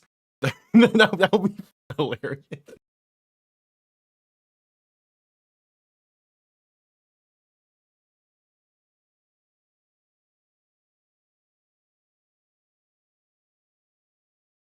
He just comes in and sees the wall of just scripted discussion. Ugh. All right, just getting out of halftime. Second half coming away here soon. See if the Giants can muster up a historic comeback on Monday Night Football.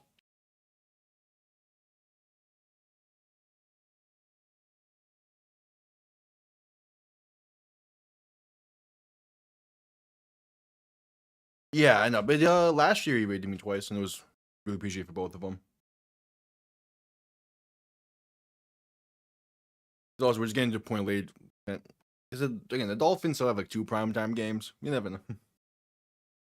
He needs to know he's.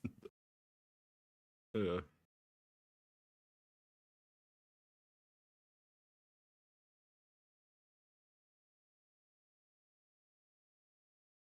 all right, second half kickoff.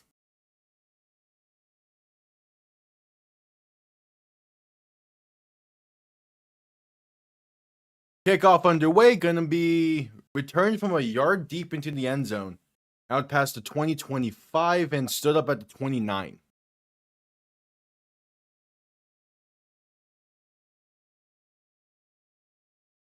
All right, let's see what this Giants offense can do. See if they can get any type of momentum. Yeah.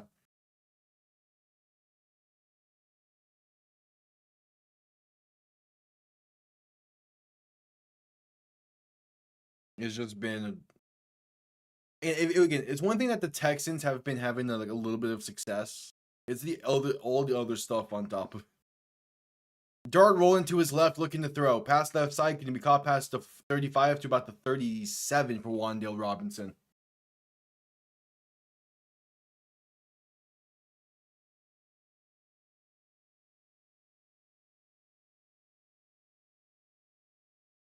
I ruled it officially a gain of 8. 2nd and 2 coming up.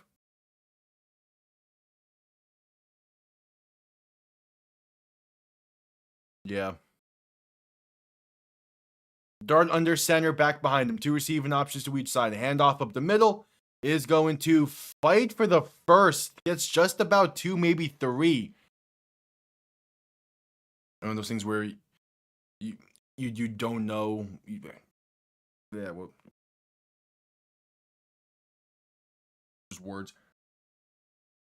You don't know the good times until the really bad times arrive.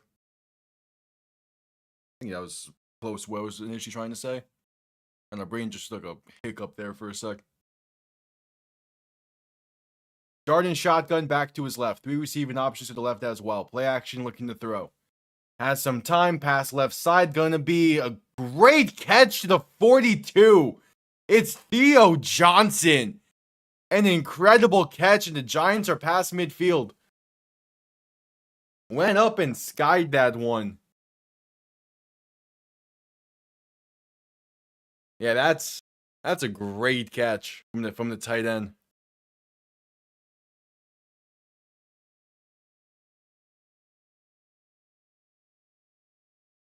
All right, so Dart in shotgun. 3 receivers to the right, 2 to the left. Ball now on the Patriots' 43-yard line. Play clock winding down, making some adjustments at the line. Man in motion right to left to get the snap off in time. Dart, quick throws, left side caught by Robinson, going to stay on his feet and get about 3. If he would have just went down, he would have gotten 4. As forward progress would have helped him out there, but instead, still a gain of 3, you'll still take that. Yeah, the way the NFL handles delay of games saved the Giants there a bit. All right, Dart under center, back behind him, 2 receiving options to each side. Making adjustments at the line. Going to hand this off right side for Devin Singletary, and he's going to get about 5 or 6 up to near the 35-yard line. Gonna be a 3rd and short.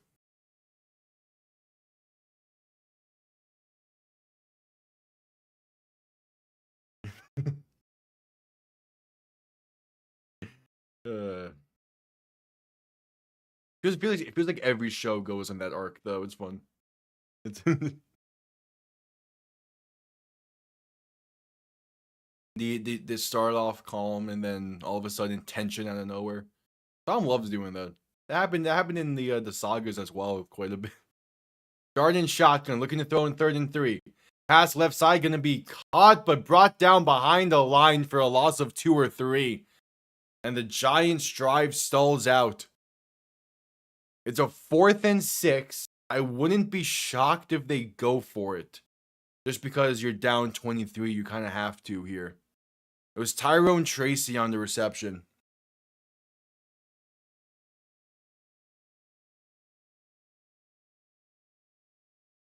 And yeah, the offense is going to stay on the field. Dart in shotgun, back to his left. 3 receivers to the right. Ball on the 38-yard line. Play clock winding down. To get the snap off, Dart looks to throw. Patriots send 5. Pressure coming, pass over the middle is high and incomplete. Looking for Theo Johnson once again. And the Giants turn it over on downs on their opening drive of the half.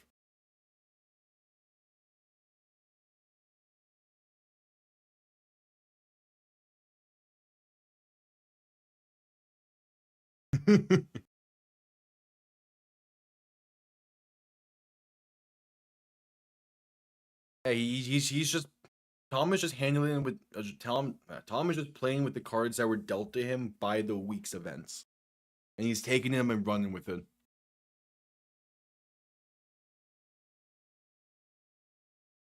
Oh, this is a cool 30 for 30 that they're doing.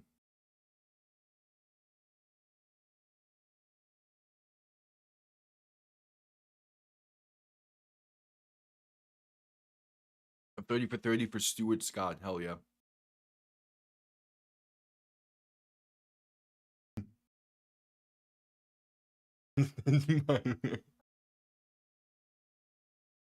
Listen, if it wasn't going to happen then, it was going to happen at some other point. But if by the end of the season, things are going to work out. It's simple. They always do. Every show resolves its conclusions by the end. Don't look at all the shows that were canceled way too early. Those do not exist in this context. In part because that's not possible with this. Original Teen Titans? Nah, that did not end on a cliffhanger.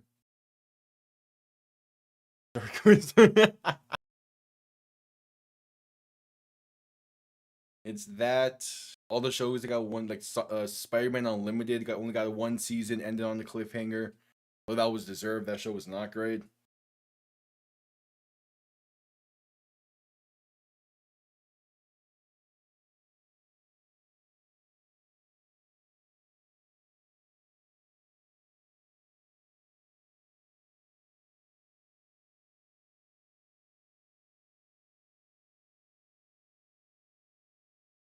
Yeah. But to be fair, Netflix has a really bad history with its shows and canceling them early.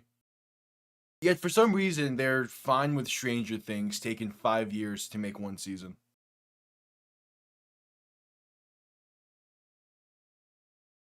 A lot of the streaming services are really bad with canceling shows early. It's like unless it really hits it big, they're not going to give them much leeway.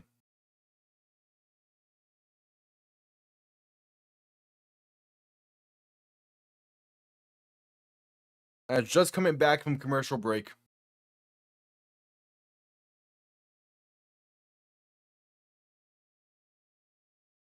And due to YouTube TV being weird, we missed the first play of the drive. It was a gain of 4. Waiting for ESPN website to update, but it just hasn't either. Things are going great right now with ESPN. Maye and shotgun back to his left. Gonna hand this off up the middle, and that's gonna be a loss of about 2.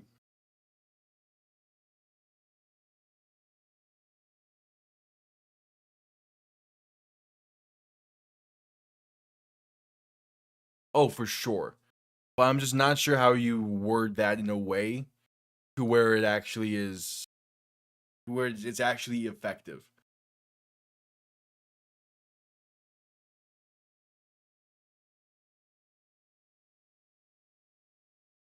All right, 3rd and 7.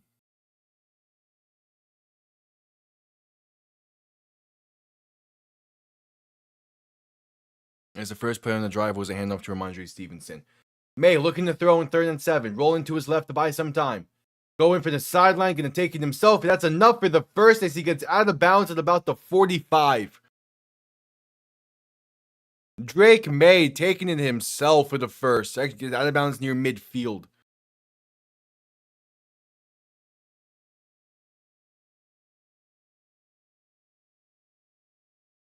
Yeah, but there's a ton of other logistics reasons that kind of get in the way of with that, which in theory are easily resolved by just, having the already made stuff also move services, but for some reason it's more complicated than that.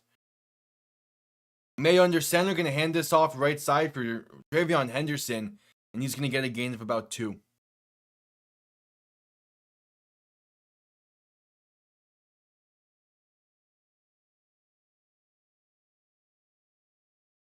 Some Mike Vrabel highlights from when he was with the Patriots back in the early 2000s.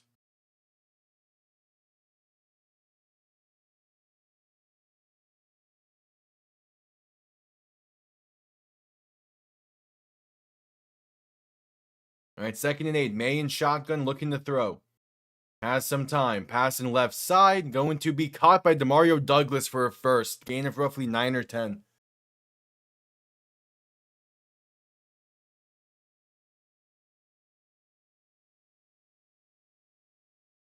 8 minutes to play in the third quarter.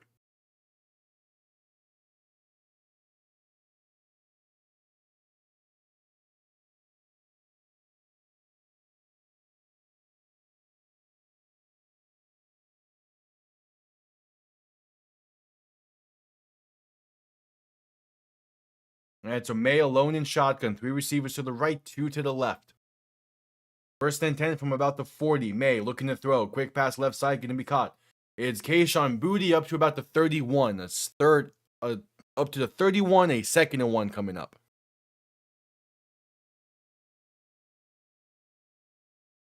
I mean, there was a whole, going back to the cancellation stuff, there was a whole saga with like Warner Brothers and the canceling of some movies.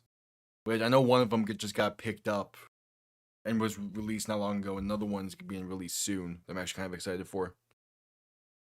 But yeah, it's weird. Maye gonna hand this off up the middle, and that's going to maybe get half a yard. Not much else. 3rd and 1 coming up. Yeah, the Patriots kind of just trying to kill clock here at this point. I don't hate them for it.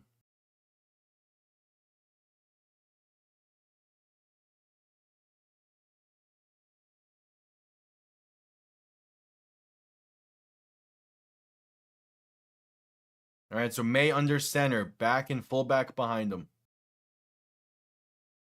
6:20 to play in the game. Maye gonna hand this off up the middle, and Ramondre Stevenson is stuffed well behind the line. Gonna lose about 4 there. And then the Giants defense, it's kind of doing its, not really, but it's kind of doing its job. It's doing a job. Whether or not it's good or not, that's up for you.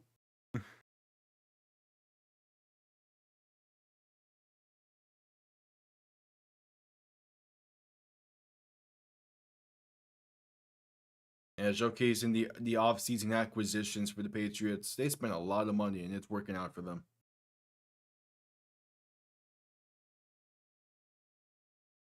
All right, 4th and 6. The offense is staying on the field. Maye in shotgun back to his left, looking to throw.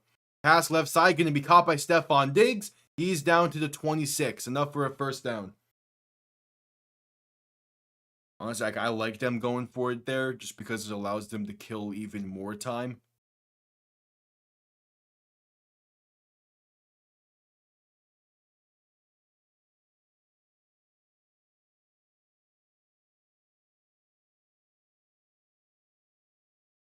Yep, 1st and 10 for New England.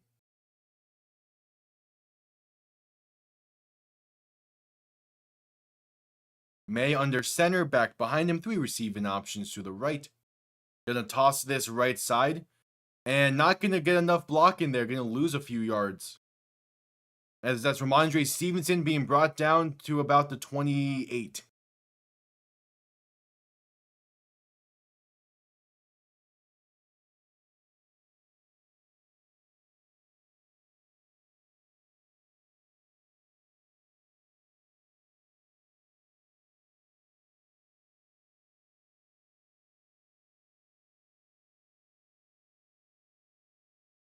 All right, so 2nd and 11.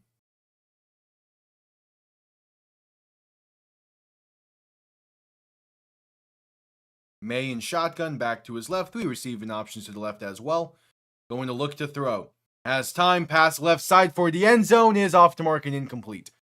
Looking for Kayshon Boutte, but nice coverage. And an errant pass makes it a 3rd and 11. Yeah, there technically still is, but that's going to involve, the Giants going to need to actually make stops for that to happen. And I'm going to need this PC to actually function.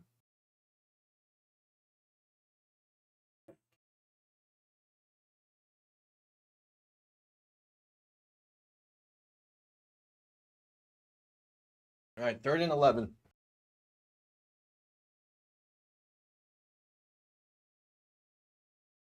Third and 11, pass left side is going to be incomplete. Looking for Trevion Henderson. So the Giants get off the field on 3rd down. As 4th and 11, they're going to send out the field goal unit. So the Patriots will extend this lead. And yeah, Henderson was bobbling that a bit too much. Probably should have been a helmet-to-helmet hit and a personal foul against the Giants. But instead, it's 4th and 11, and the Patriots will settle for 3.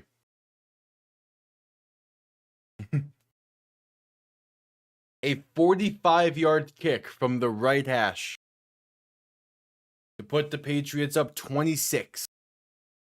Kick is up, and he missed it to the left.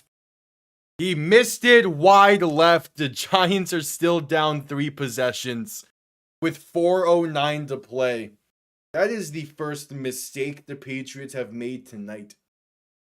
And he hooked that thing to the left. The Giants have a small bit of life.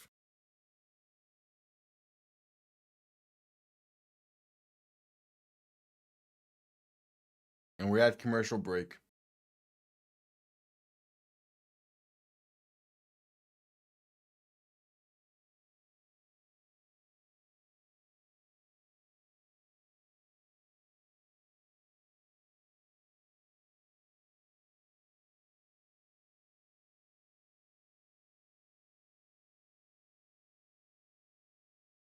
All right, at commercial break.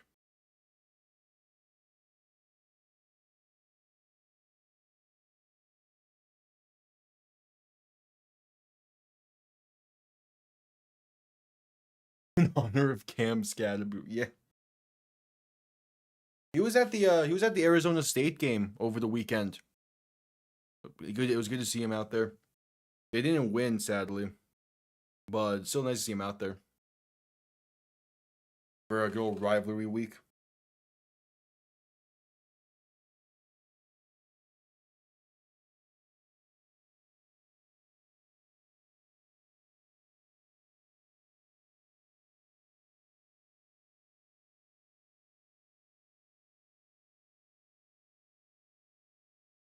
Yep, at commercial break.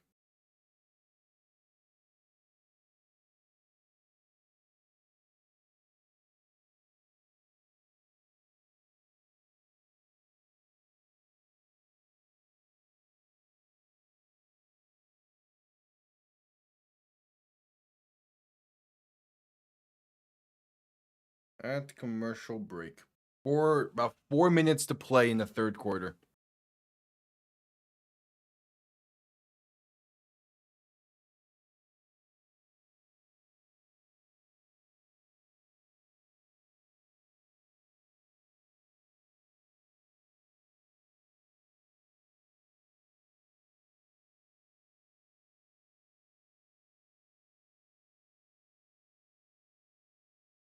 All right, just getting back from commercial break. Let's see if the Giants can go and score off of that.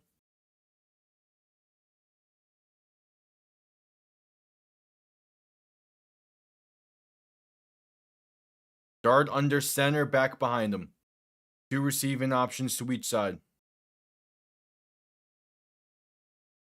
Going to hand this off left side, and that's going to get a gain of about 6 or so for Tyrone Tracy.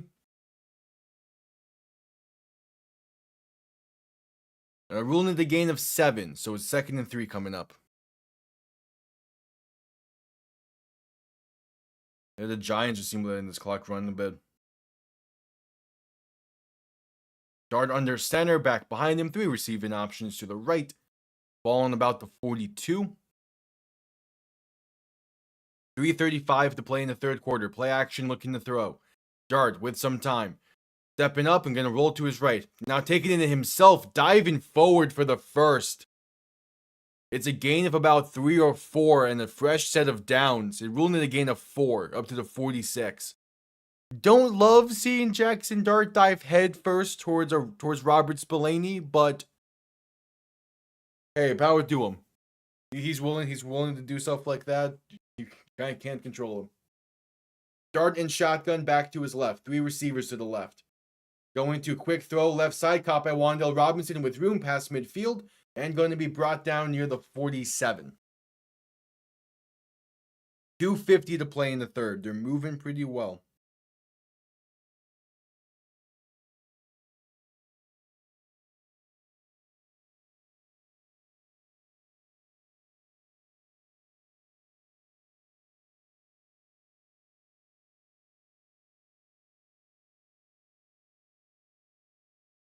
All right, 2nd and 3.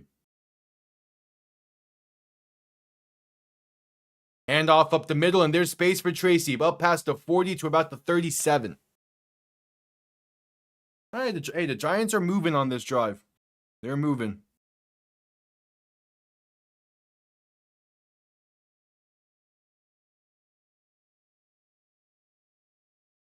Two minutes to play in the third.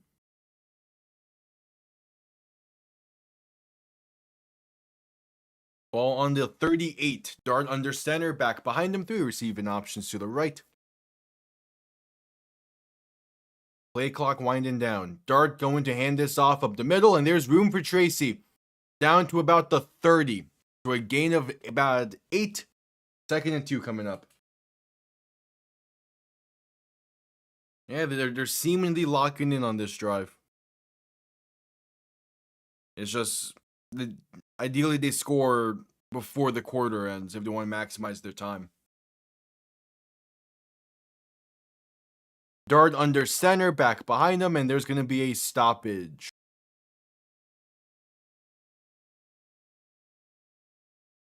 It's to change out a helmet, seemingly. Yeah, this isn't a team called timeout, I don't think. I think it's just equipment related.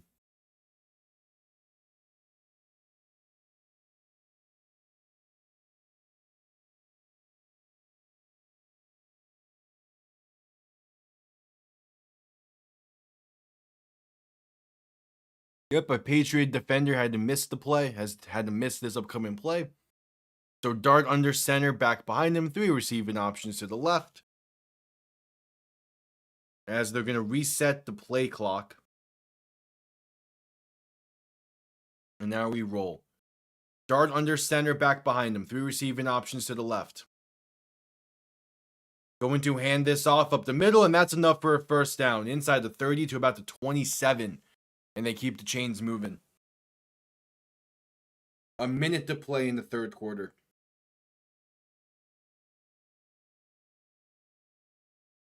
Yeah, notable injuries for this Giants team. Malik Neighbors got injured in week 4 and had him with a torn ACL.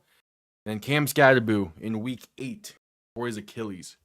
Yeah, they've been without their 2 main weapons for most of the season. Handoff left side's going to gain about a yard or so for Tyrone Tracy, and that'll bring us to the end of the third quarter. Unless the Giants want to go hurry up again of the playoff here. Which doesn't seem like they're going to.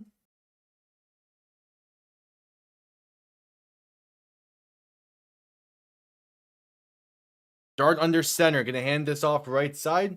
And it's going to be a gain of about 4-ish.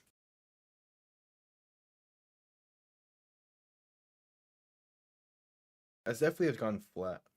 So I filled up this cup last night for the Broncos Commanders game with some Fanta. Obviously, I did not get to drink it as obviously I was not live for that game, or not live for a lot of that game, so kind of forgot about the cup. So it's gone flat, but at least I have a drink now for the rest of this. As that's the end of the third quarter. 15 minutes remaining. We'll see if the Giants have life in them.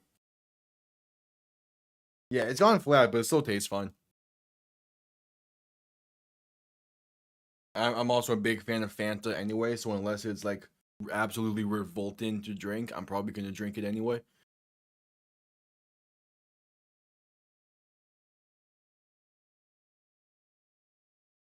Yeah, I mean, at this point, it kind of just tastes like orange juice. I'm cool with it.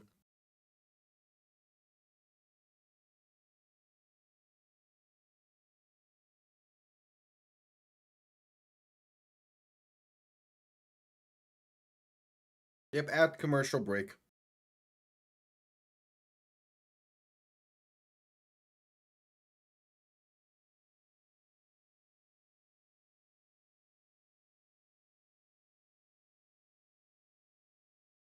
At commercial break for the end of the third quarter.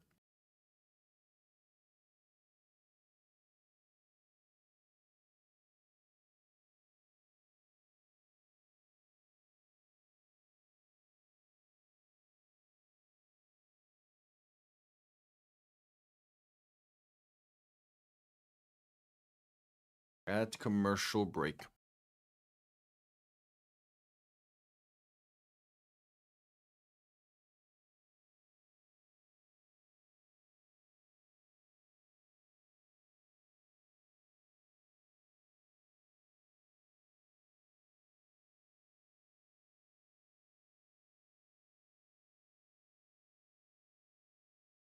At commercial break.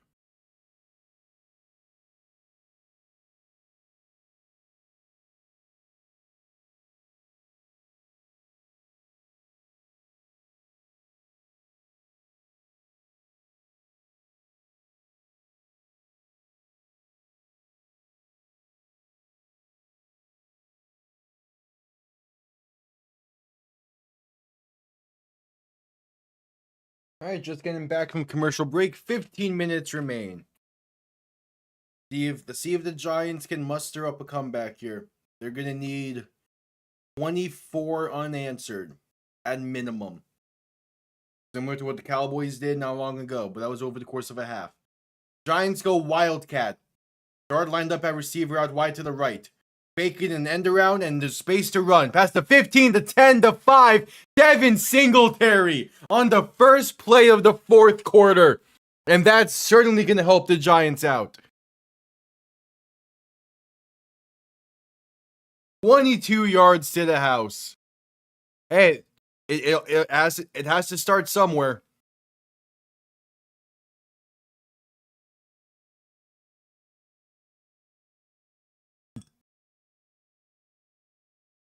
Yeah, they faked the reverse to Jaxson Dart. Hell yeah.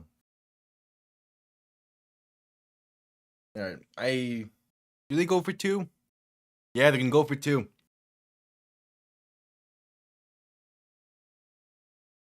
Dart in shotgun back to his left. 2 receivers to each side. 2-point try. Dart rolling to his left. Now going to roll right, looking to throw.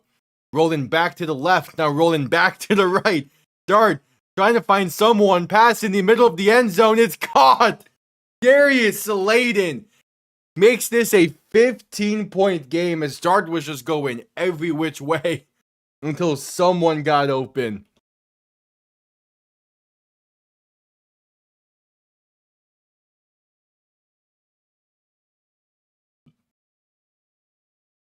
Talk about a desperation play for a 2-point try.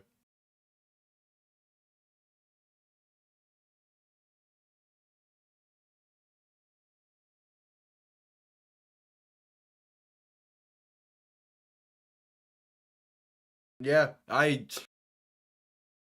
so it was a play design where Dart rolls out left very quickly, kind of like fake the roll left, and he goes back right and tries to find someone open on that side.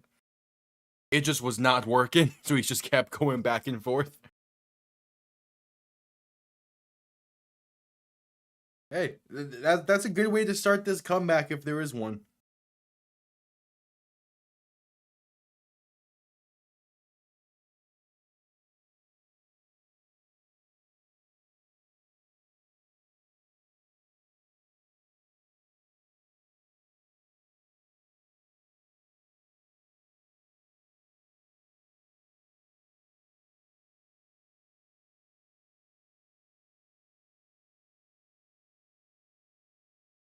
Yep, at commercial break.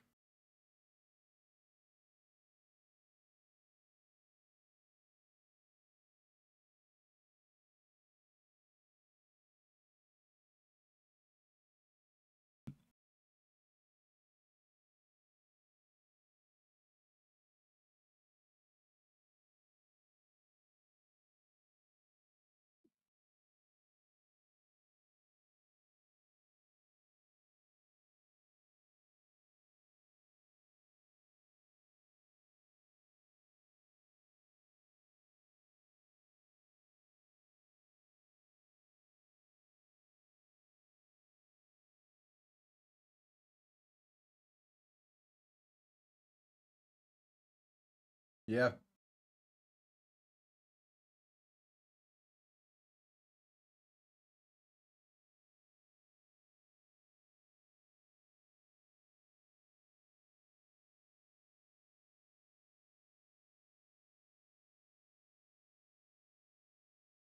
At the commercial break. Alright, just getting back from commercial break. Now, Giants offense did what they needed to spark this comeback. Now the defense needs to follow suit as kickoff is underway. Going to be returned beginning from the 5. Room out past the 20 and down to about the 23.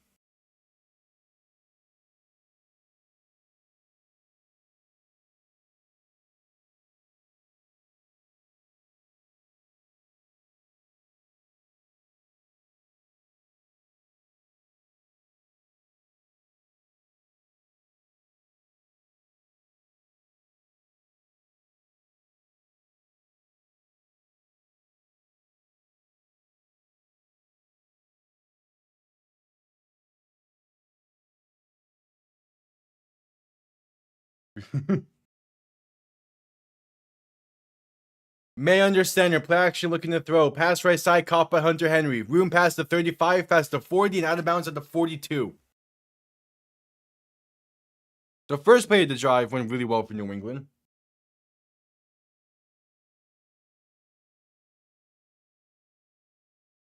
First and 10 after that. It's a gain of 20 to begin the drive. Not a great start.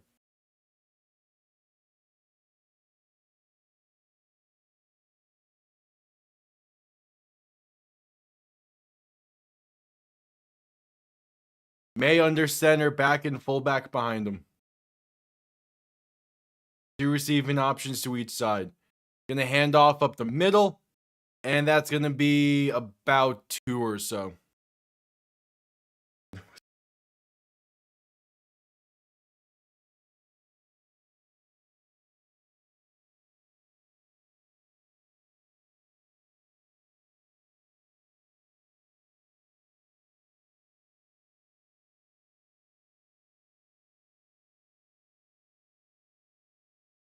Need to concentrate on manifest, yeah. Unleash your inner wildflower and just manifest. Maye under center, back behind him. 2 receiving options to each side. They've had to letting this clock run as much as they can. Play action looking to throw. Maye dump off right side. Has a blocker for the first down and then some. Past the 45 to about the 43.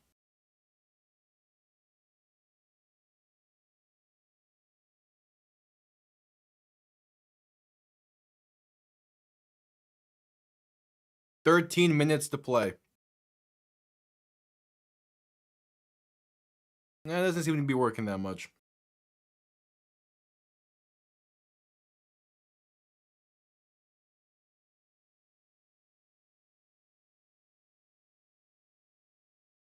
Maye and shotgun and back to each side.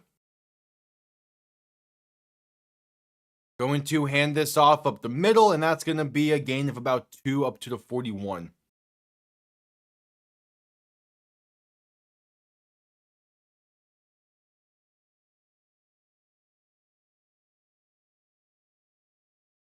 A pick 6 would be exactly what they need. But the Patriots are they're just gonna let this time run as much as they can. What the?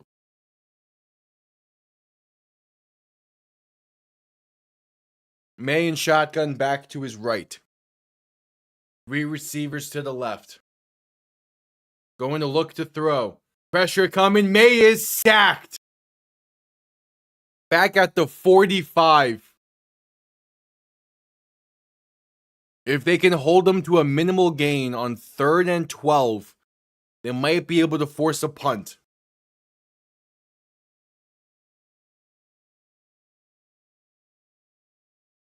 Yeah, the pressure got there before guys started to open up.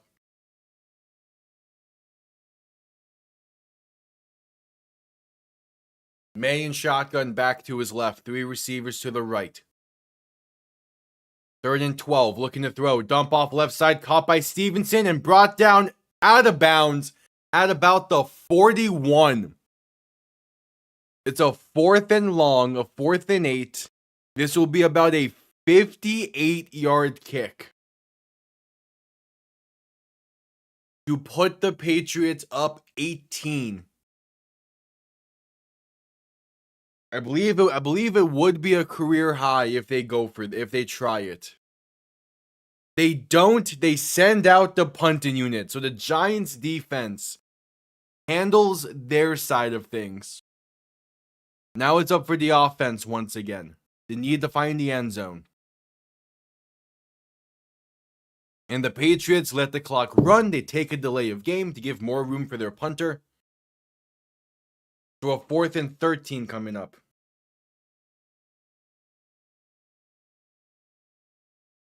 Yeah, at the end of the day, it still gets the Giants offense the ball back with plenty of time. Only down by 15.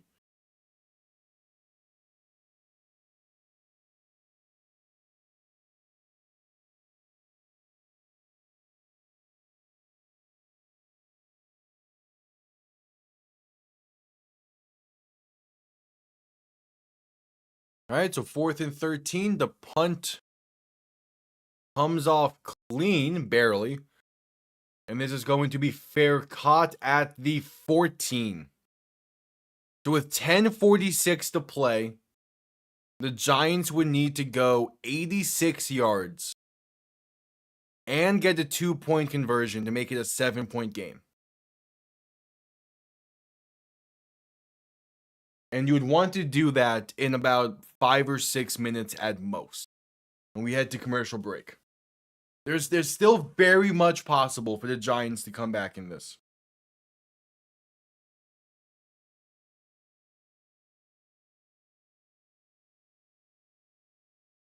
Yeah, still very much possible. Hey, another look at the Percy Jackson season 2. Hell yeah.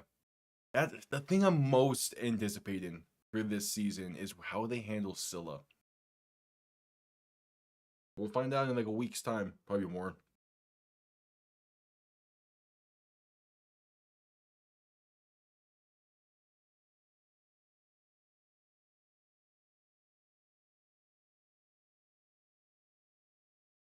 Yeah. Gotta have hope somehow. As we're at commercial break.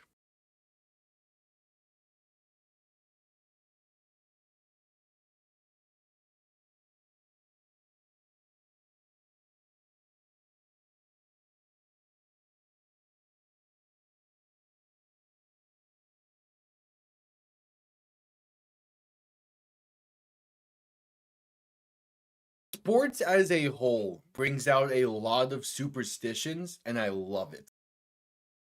Because it's all about getting hot and going on a run at the right time. And that brings out some superstitions alongside of it. Like, what sport was it?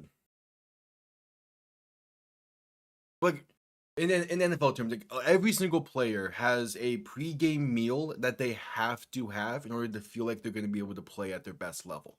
Some, and it's different for everyone. They all have a set playlist they like to listen to. All have a set time they like to wake up at. All have a set drive they like to do. So some even make sure they wear the same socks and put them on the right foot first at the same time. Like superstitions can go very crazy. But that's the mental side of being an athlete.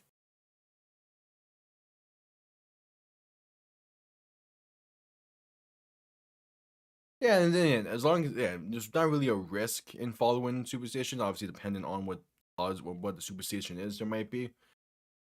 But like it's the feel and getting mentally right is what causes a lot of superstitions. Dart under center, back and fullback behind him, tight end in motion left to right.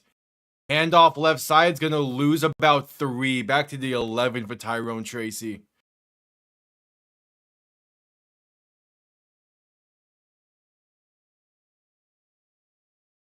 Well, yeah, that goes to the same way with the fan superstitions. It's because like you have a good streak. Your team has a good stretch while you do something very specific, and then mentally you're like, okay, I have to do this now just to give them that little extra luck. Like even fans that have like a specific food that they like to eat before the game, or sometimes maybe they don't eat until a certain point of the game. Superstitions are aplenty. As we're heading to a commercial break for injury timeout, as Tyrone Tracy is slow to get up after the play. It'll be a 2nd and 12 when we get back.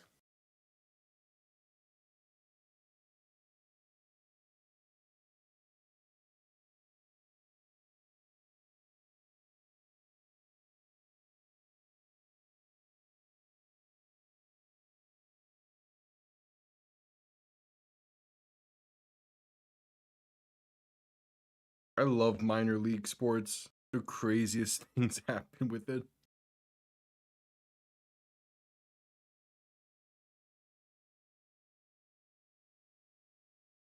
All right, that commercial break.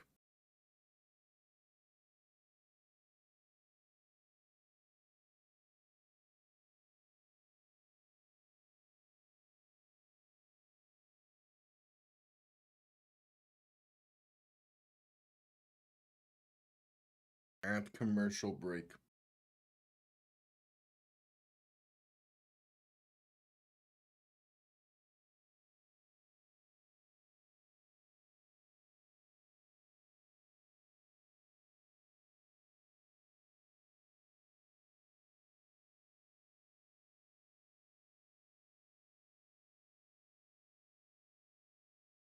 At commercial break.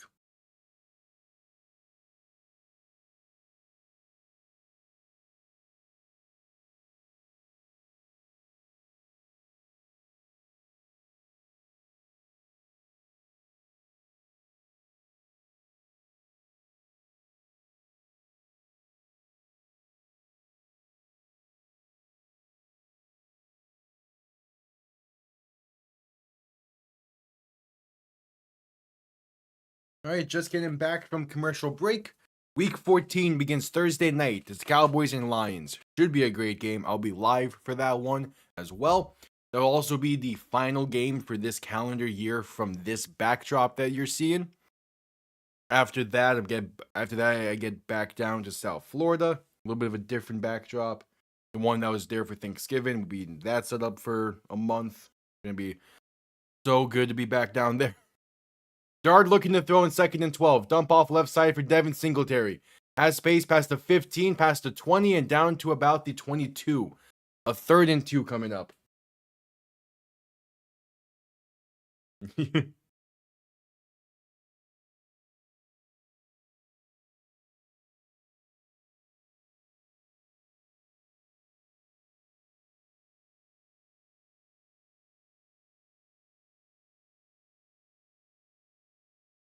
So 3rd and 2, 9:45 to play. Dart looking to throw.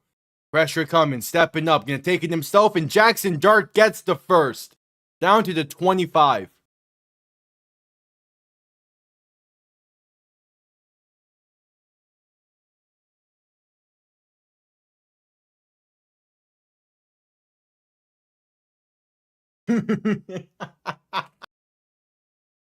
that is great. Dart and shotgun back to his right. 2 receiving options to each side. Gonna hand this off up the middle for Singletary. He'll maybe get a yard. That that sounds exactly like something one of my other friends would do.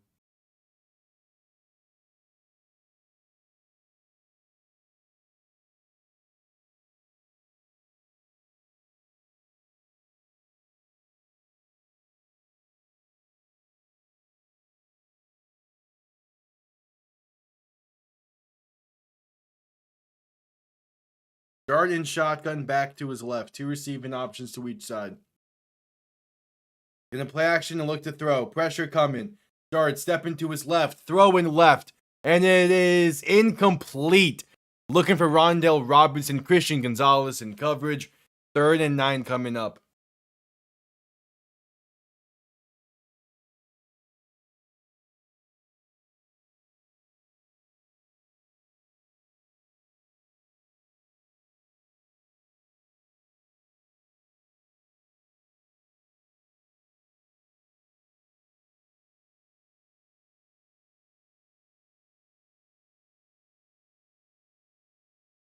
All right, so Dart and shotgun back to his left. 3 receivers to the right.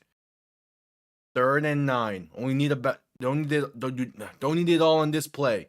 Dart looking to throw, rolling right, buying some time. Still looking, gonna take it himself and only get about a yard or so as he gets down pretty awkwardly. It's gonna be a 4th and 7 just about. And with 8:20 to play in the game, down by 15, the Giants will punt?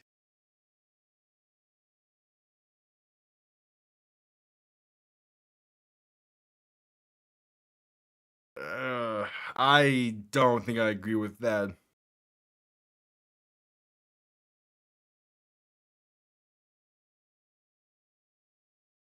But yeah, they're going to punt this one away. Punt comes off clean. And it's going to be returned beginning from the 23. Room out past the 25 to 30, 35, and down to the 36. You probably have showed me a screenshot or two. Yeah, it did the crash out. Alright, we head to commercial break. I don't agree with punting it there. The game's you're down by too much with an offense that hasn't done a whole lot and a defense that's I don't know. Because you're gonna need to hold them quickly. You can't let them kill too much time off of this.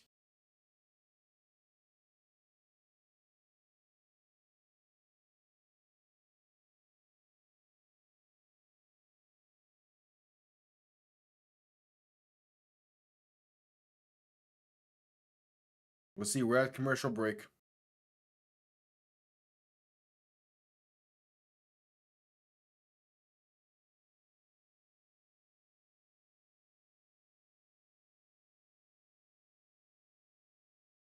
At commercial break.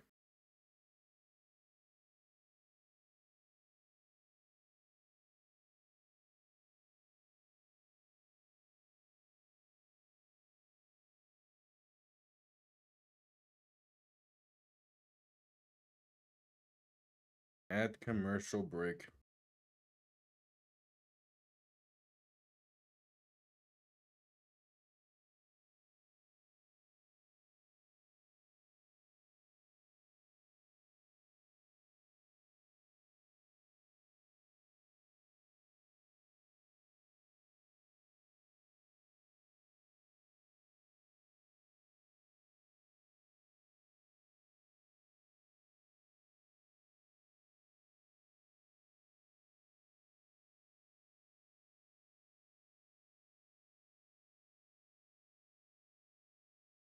At commercial break.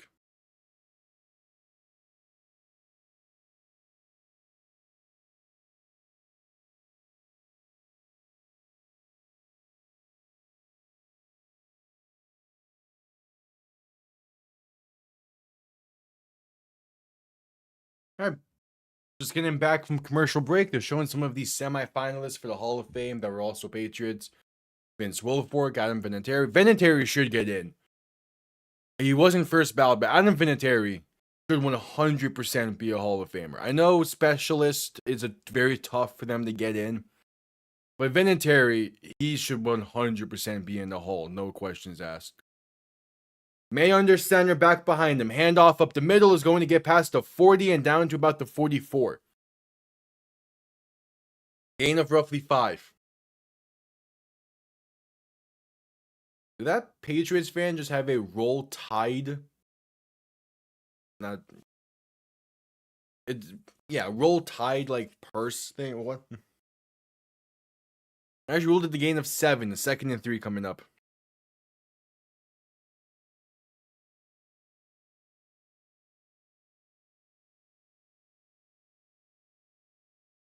Maye under center, handoff up the middle, and there's room for Trevion Henderson. Past the 50, 45, 40, 35, 30, and down to the 29-yard line. Trevion Henderson with a massive pickup on 2nd down to put the Patriots well into field goal range. A 26-yard carry. They're going to mark him down at the 30.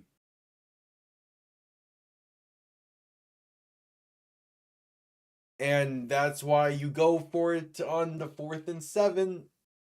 Because Your defense hasn't been doing a whole lot tonight. 6:20 to play in the game. Maye under center, back behind him, going the main shotgun, gonna look to throw. Pass over the middle, wide open, Hunter Henry. No one even close. That's a touchdown, but there's a penalty. An easy walk-in. The penalty's near the line of scrimmage. This might be coming back. But still, how do you leave Hunter Henry that wide open over the middle?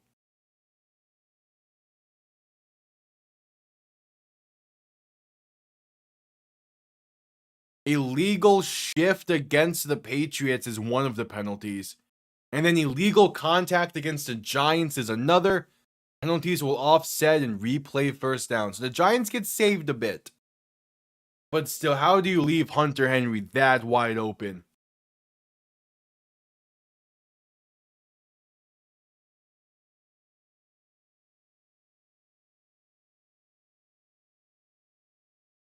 How do you leave him that wide open over the middle? That's just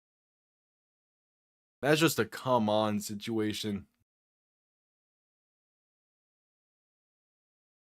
And Maye under center.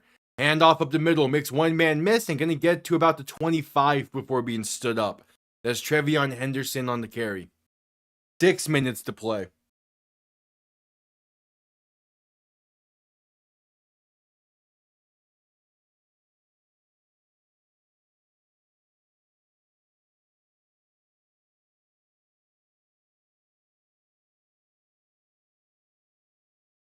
Second and 4, 5:40 to play now as the time continues to roll.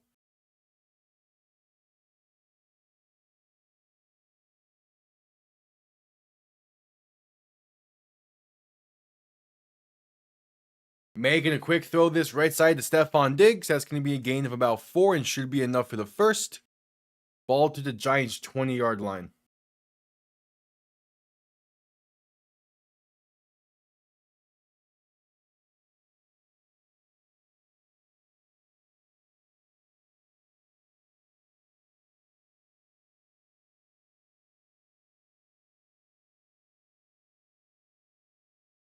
So now ruling it 3rd and 1.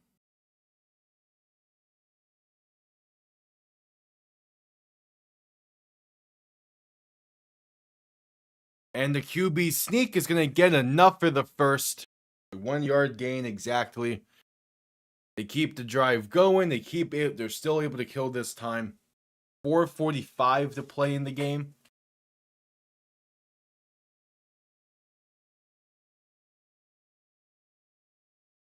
And the clock is stopped briefly as the Giants are going to start calling timeouts. There's their first, calling at the wrong time.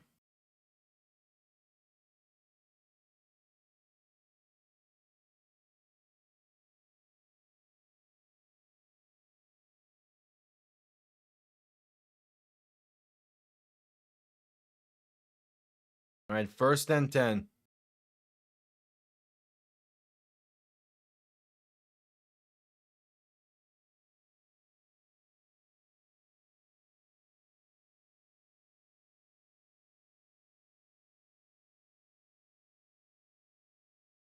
First and 10, 4:46 to play.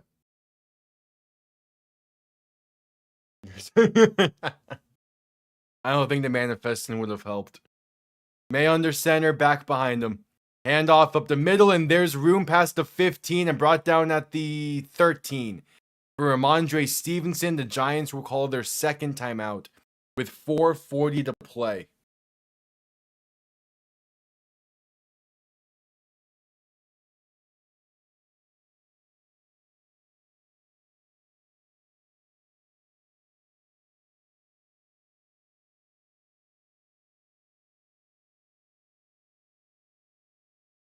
All right, so a 30-second timeout. That is great. Oh, that's great.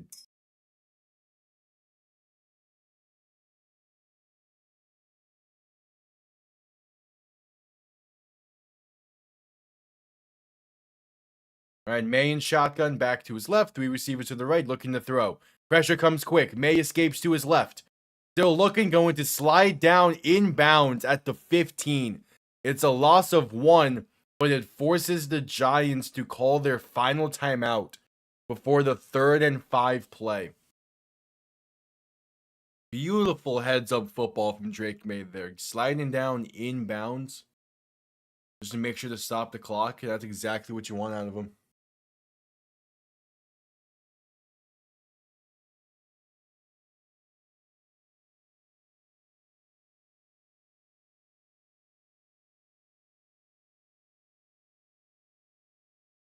All right, 4:32 to play in the game. 3rd and 7.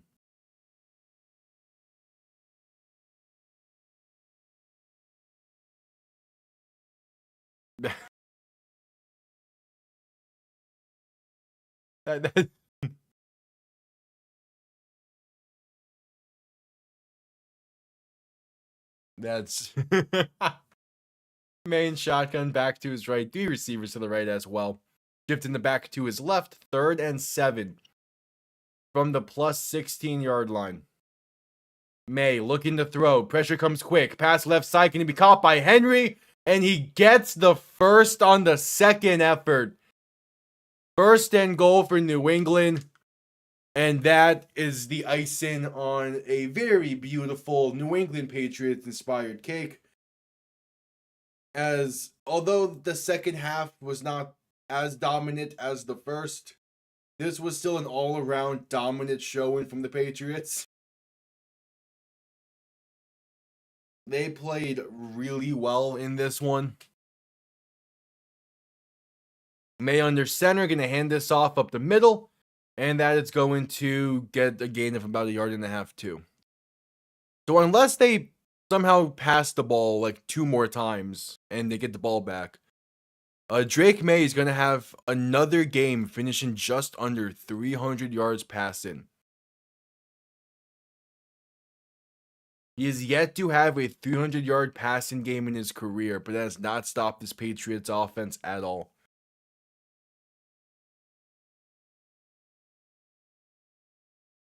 Mainly because it's been mainly because they're getting a complete game from everyone. It's not just the offense or the defense they rely on. It's all 3 phases. Maye alone in shotgun, looking to throw. Pressure comes quick. Pass right side, going to be batted away and incomplete. If that corner, I think that's a safety actually. If that safety was more aware of the ball's location, he might have been able to pick 6 that. Instead, it's a 3rd and goal from the 7.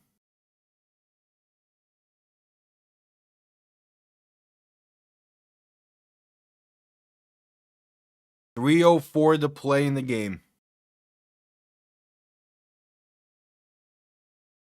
Maye in shotgun, back to his right. 3 receiving options to the right as well, looking to throw once again. Stepping up, going to take it himself, and Maye is brought down at the 5.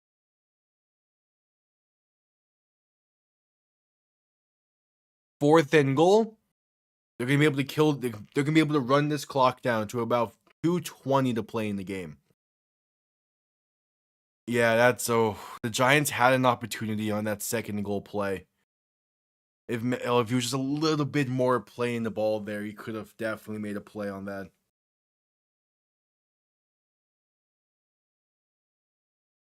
All right, so out comes the field goal unit. The 23-yard kick with the ball being centered nicely to make it an 18-point game. Kick is up, and it is good. Back to a 3-possession lead for the Patriots. And all the Giants can do is just kill the remaining clock. What's up, D-Fox? Yeah, you had a really bad week in fantasy. You got beat kind of bad. Not as bad as I handled Tosid really well.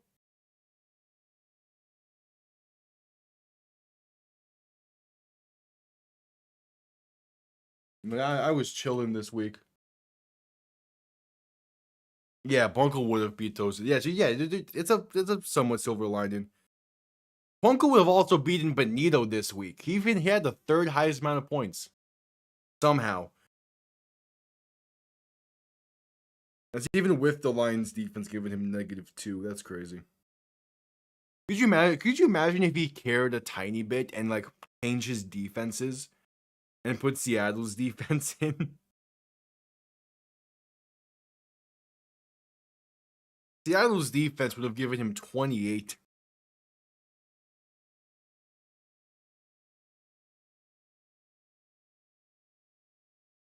All right, kickoff going to be down in the end zone for a touchback. Giants will begin a drive from the 35.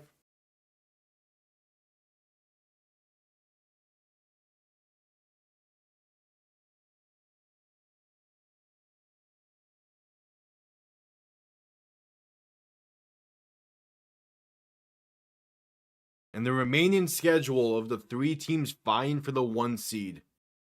Of those three, the Patriots, you have the easiest remaining schedule. They're on their bye week next week. Yeah, that's a late bye. They're getting their bye week at the right time. Darden shotgun looking to throw in 1st and 10. Pass right side going to be caught by Theo Johnson and out of bounds at the 41. Yeah, go for it.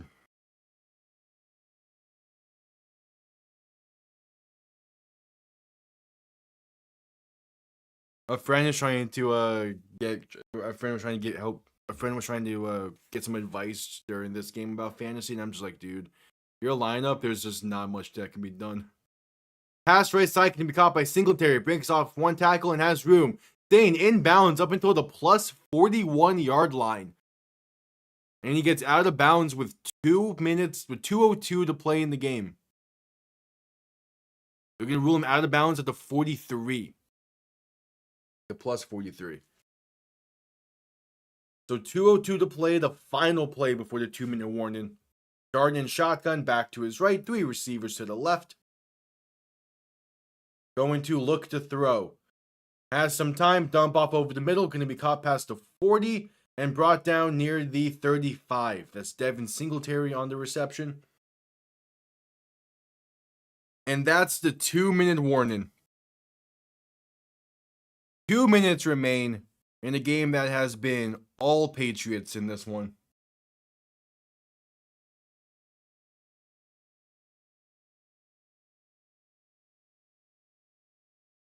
It has just been all New England, and we head to a commercial break.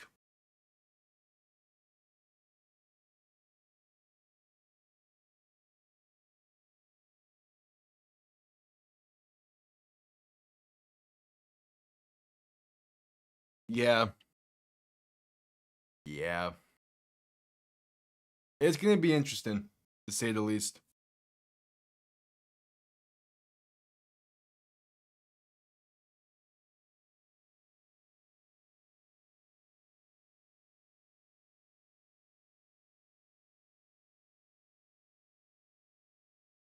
We'll see. Maybe, I'm just curious to see how the Giants handle the final minute 54 of this game.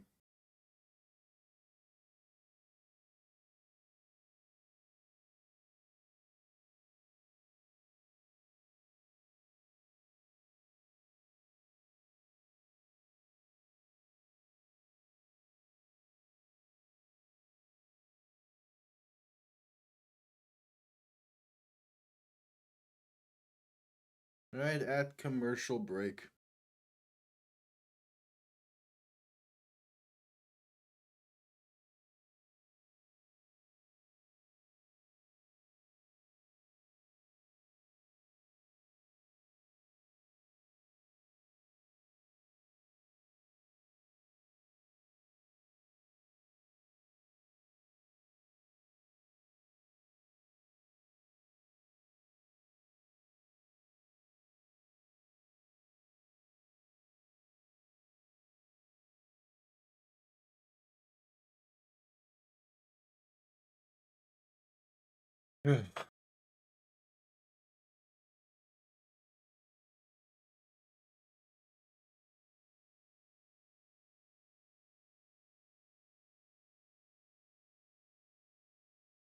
All right, just getting back from commercial break.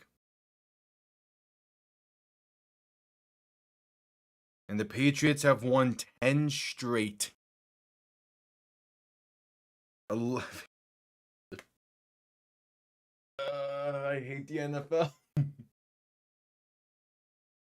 Dart in shotgun back to his left. 3 receivers to the right. Going to look to throw. Has some time, stepping up, and sacked back at the 42.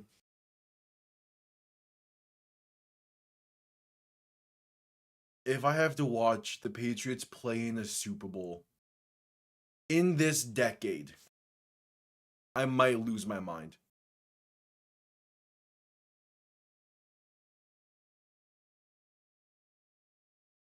Dart in shotgun back to his right. 2 receivers to each side, going to look to throw.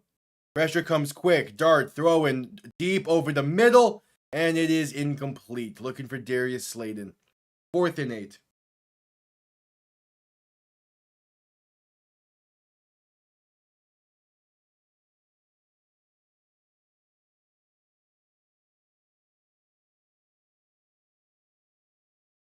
All right.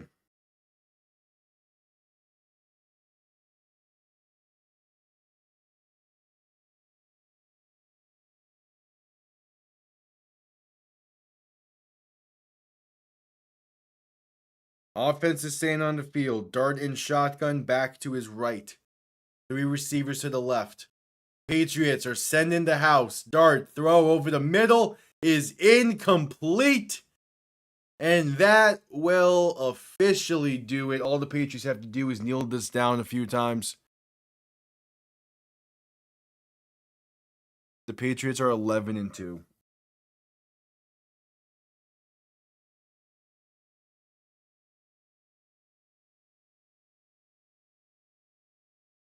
What? Why? Not even just what did the AFC East do. What did the entire AFC do to make the Patriots have this quick of a turnaround?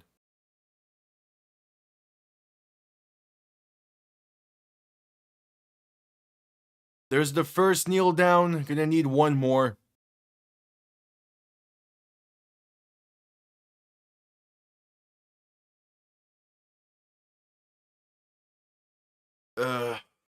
Okay.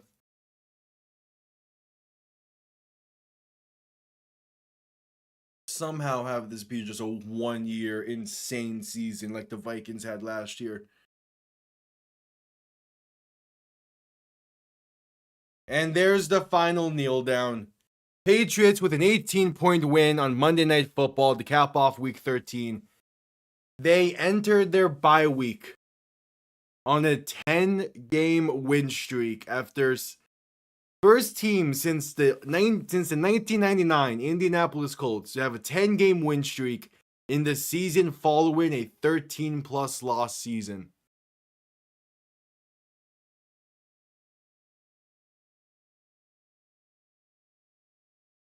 All right.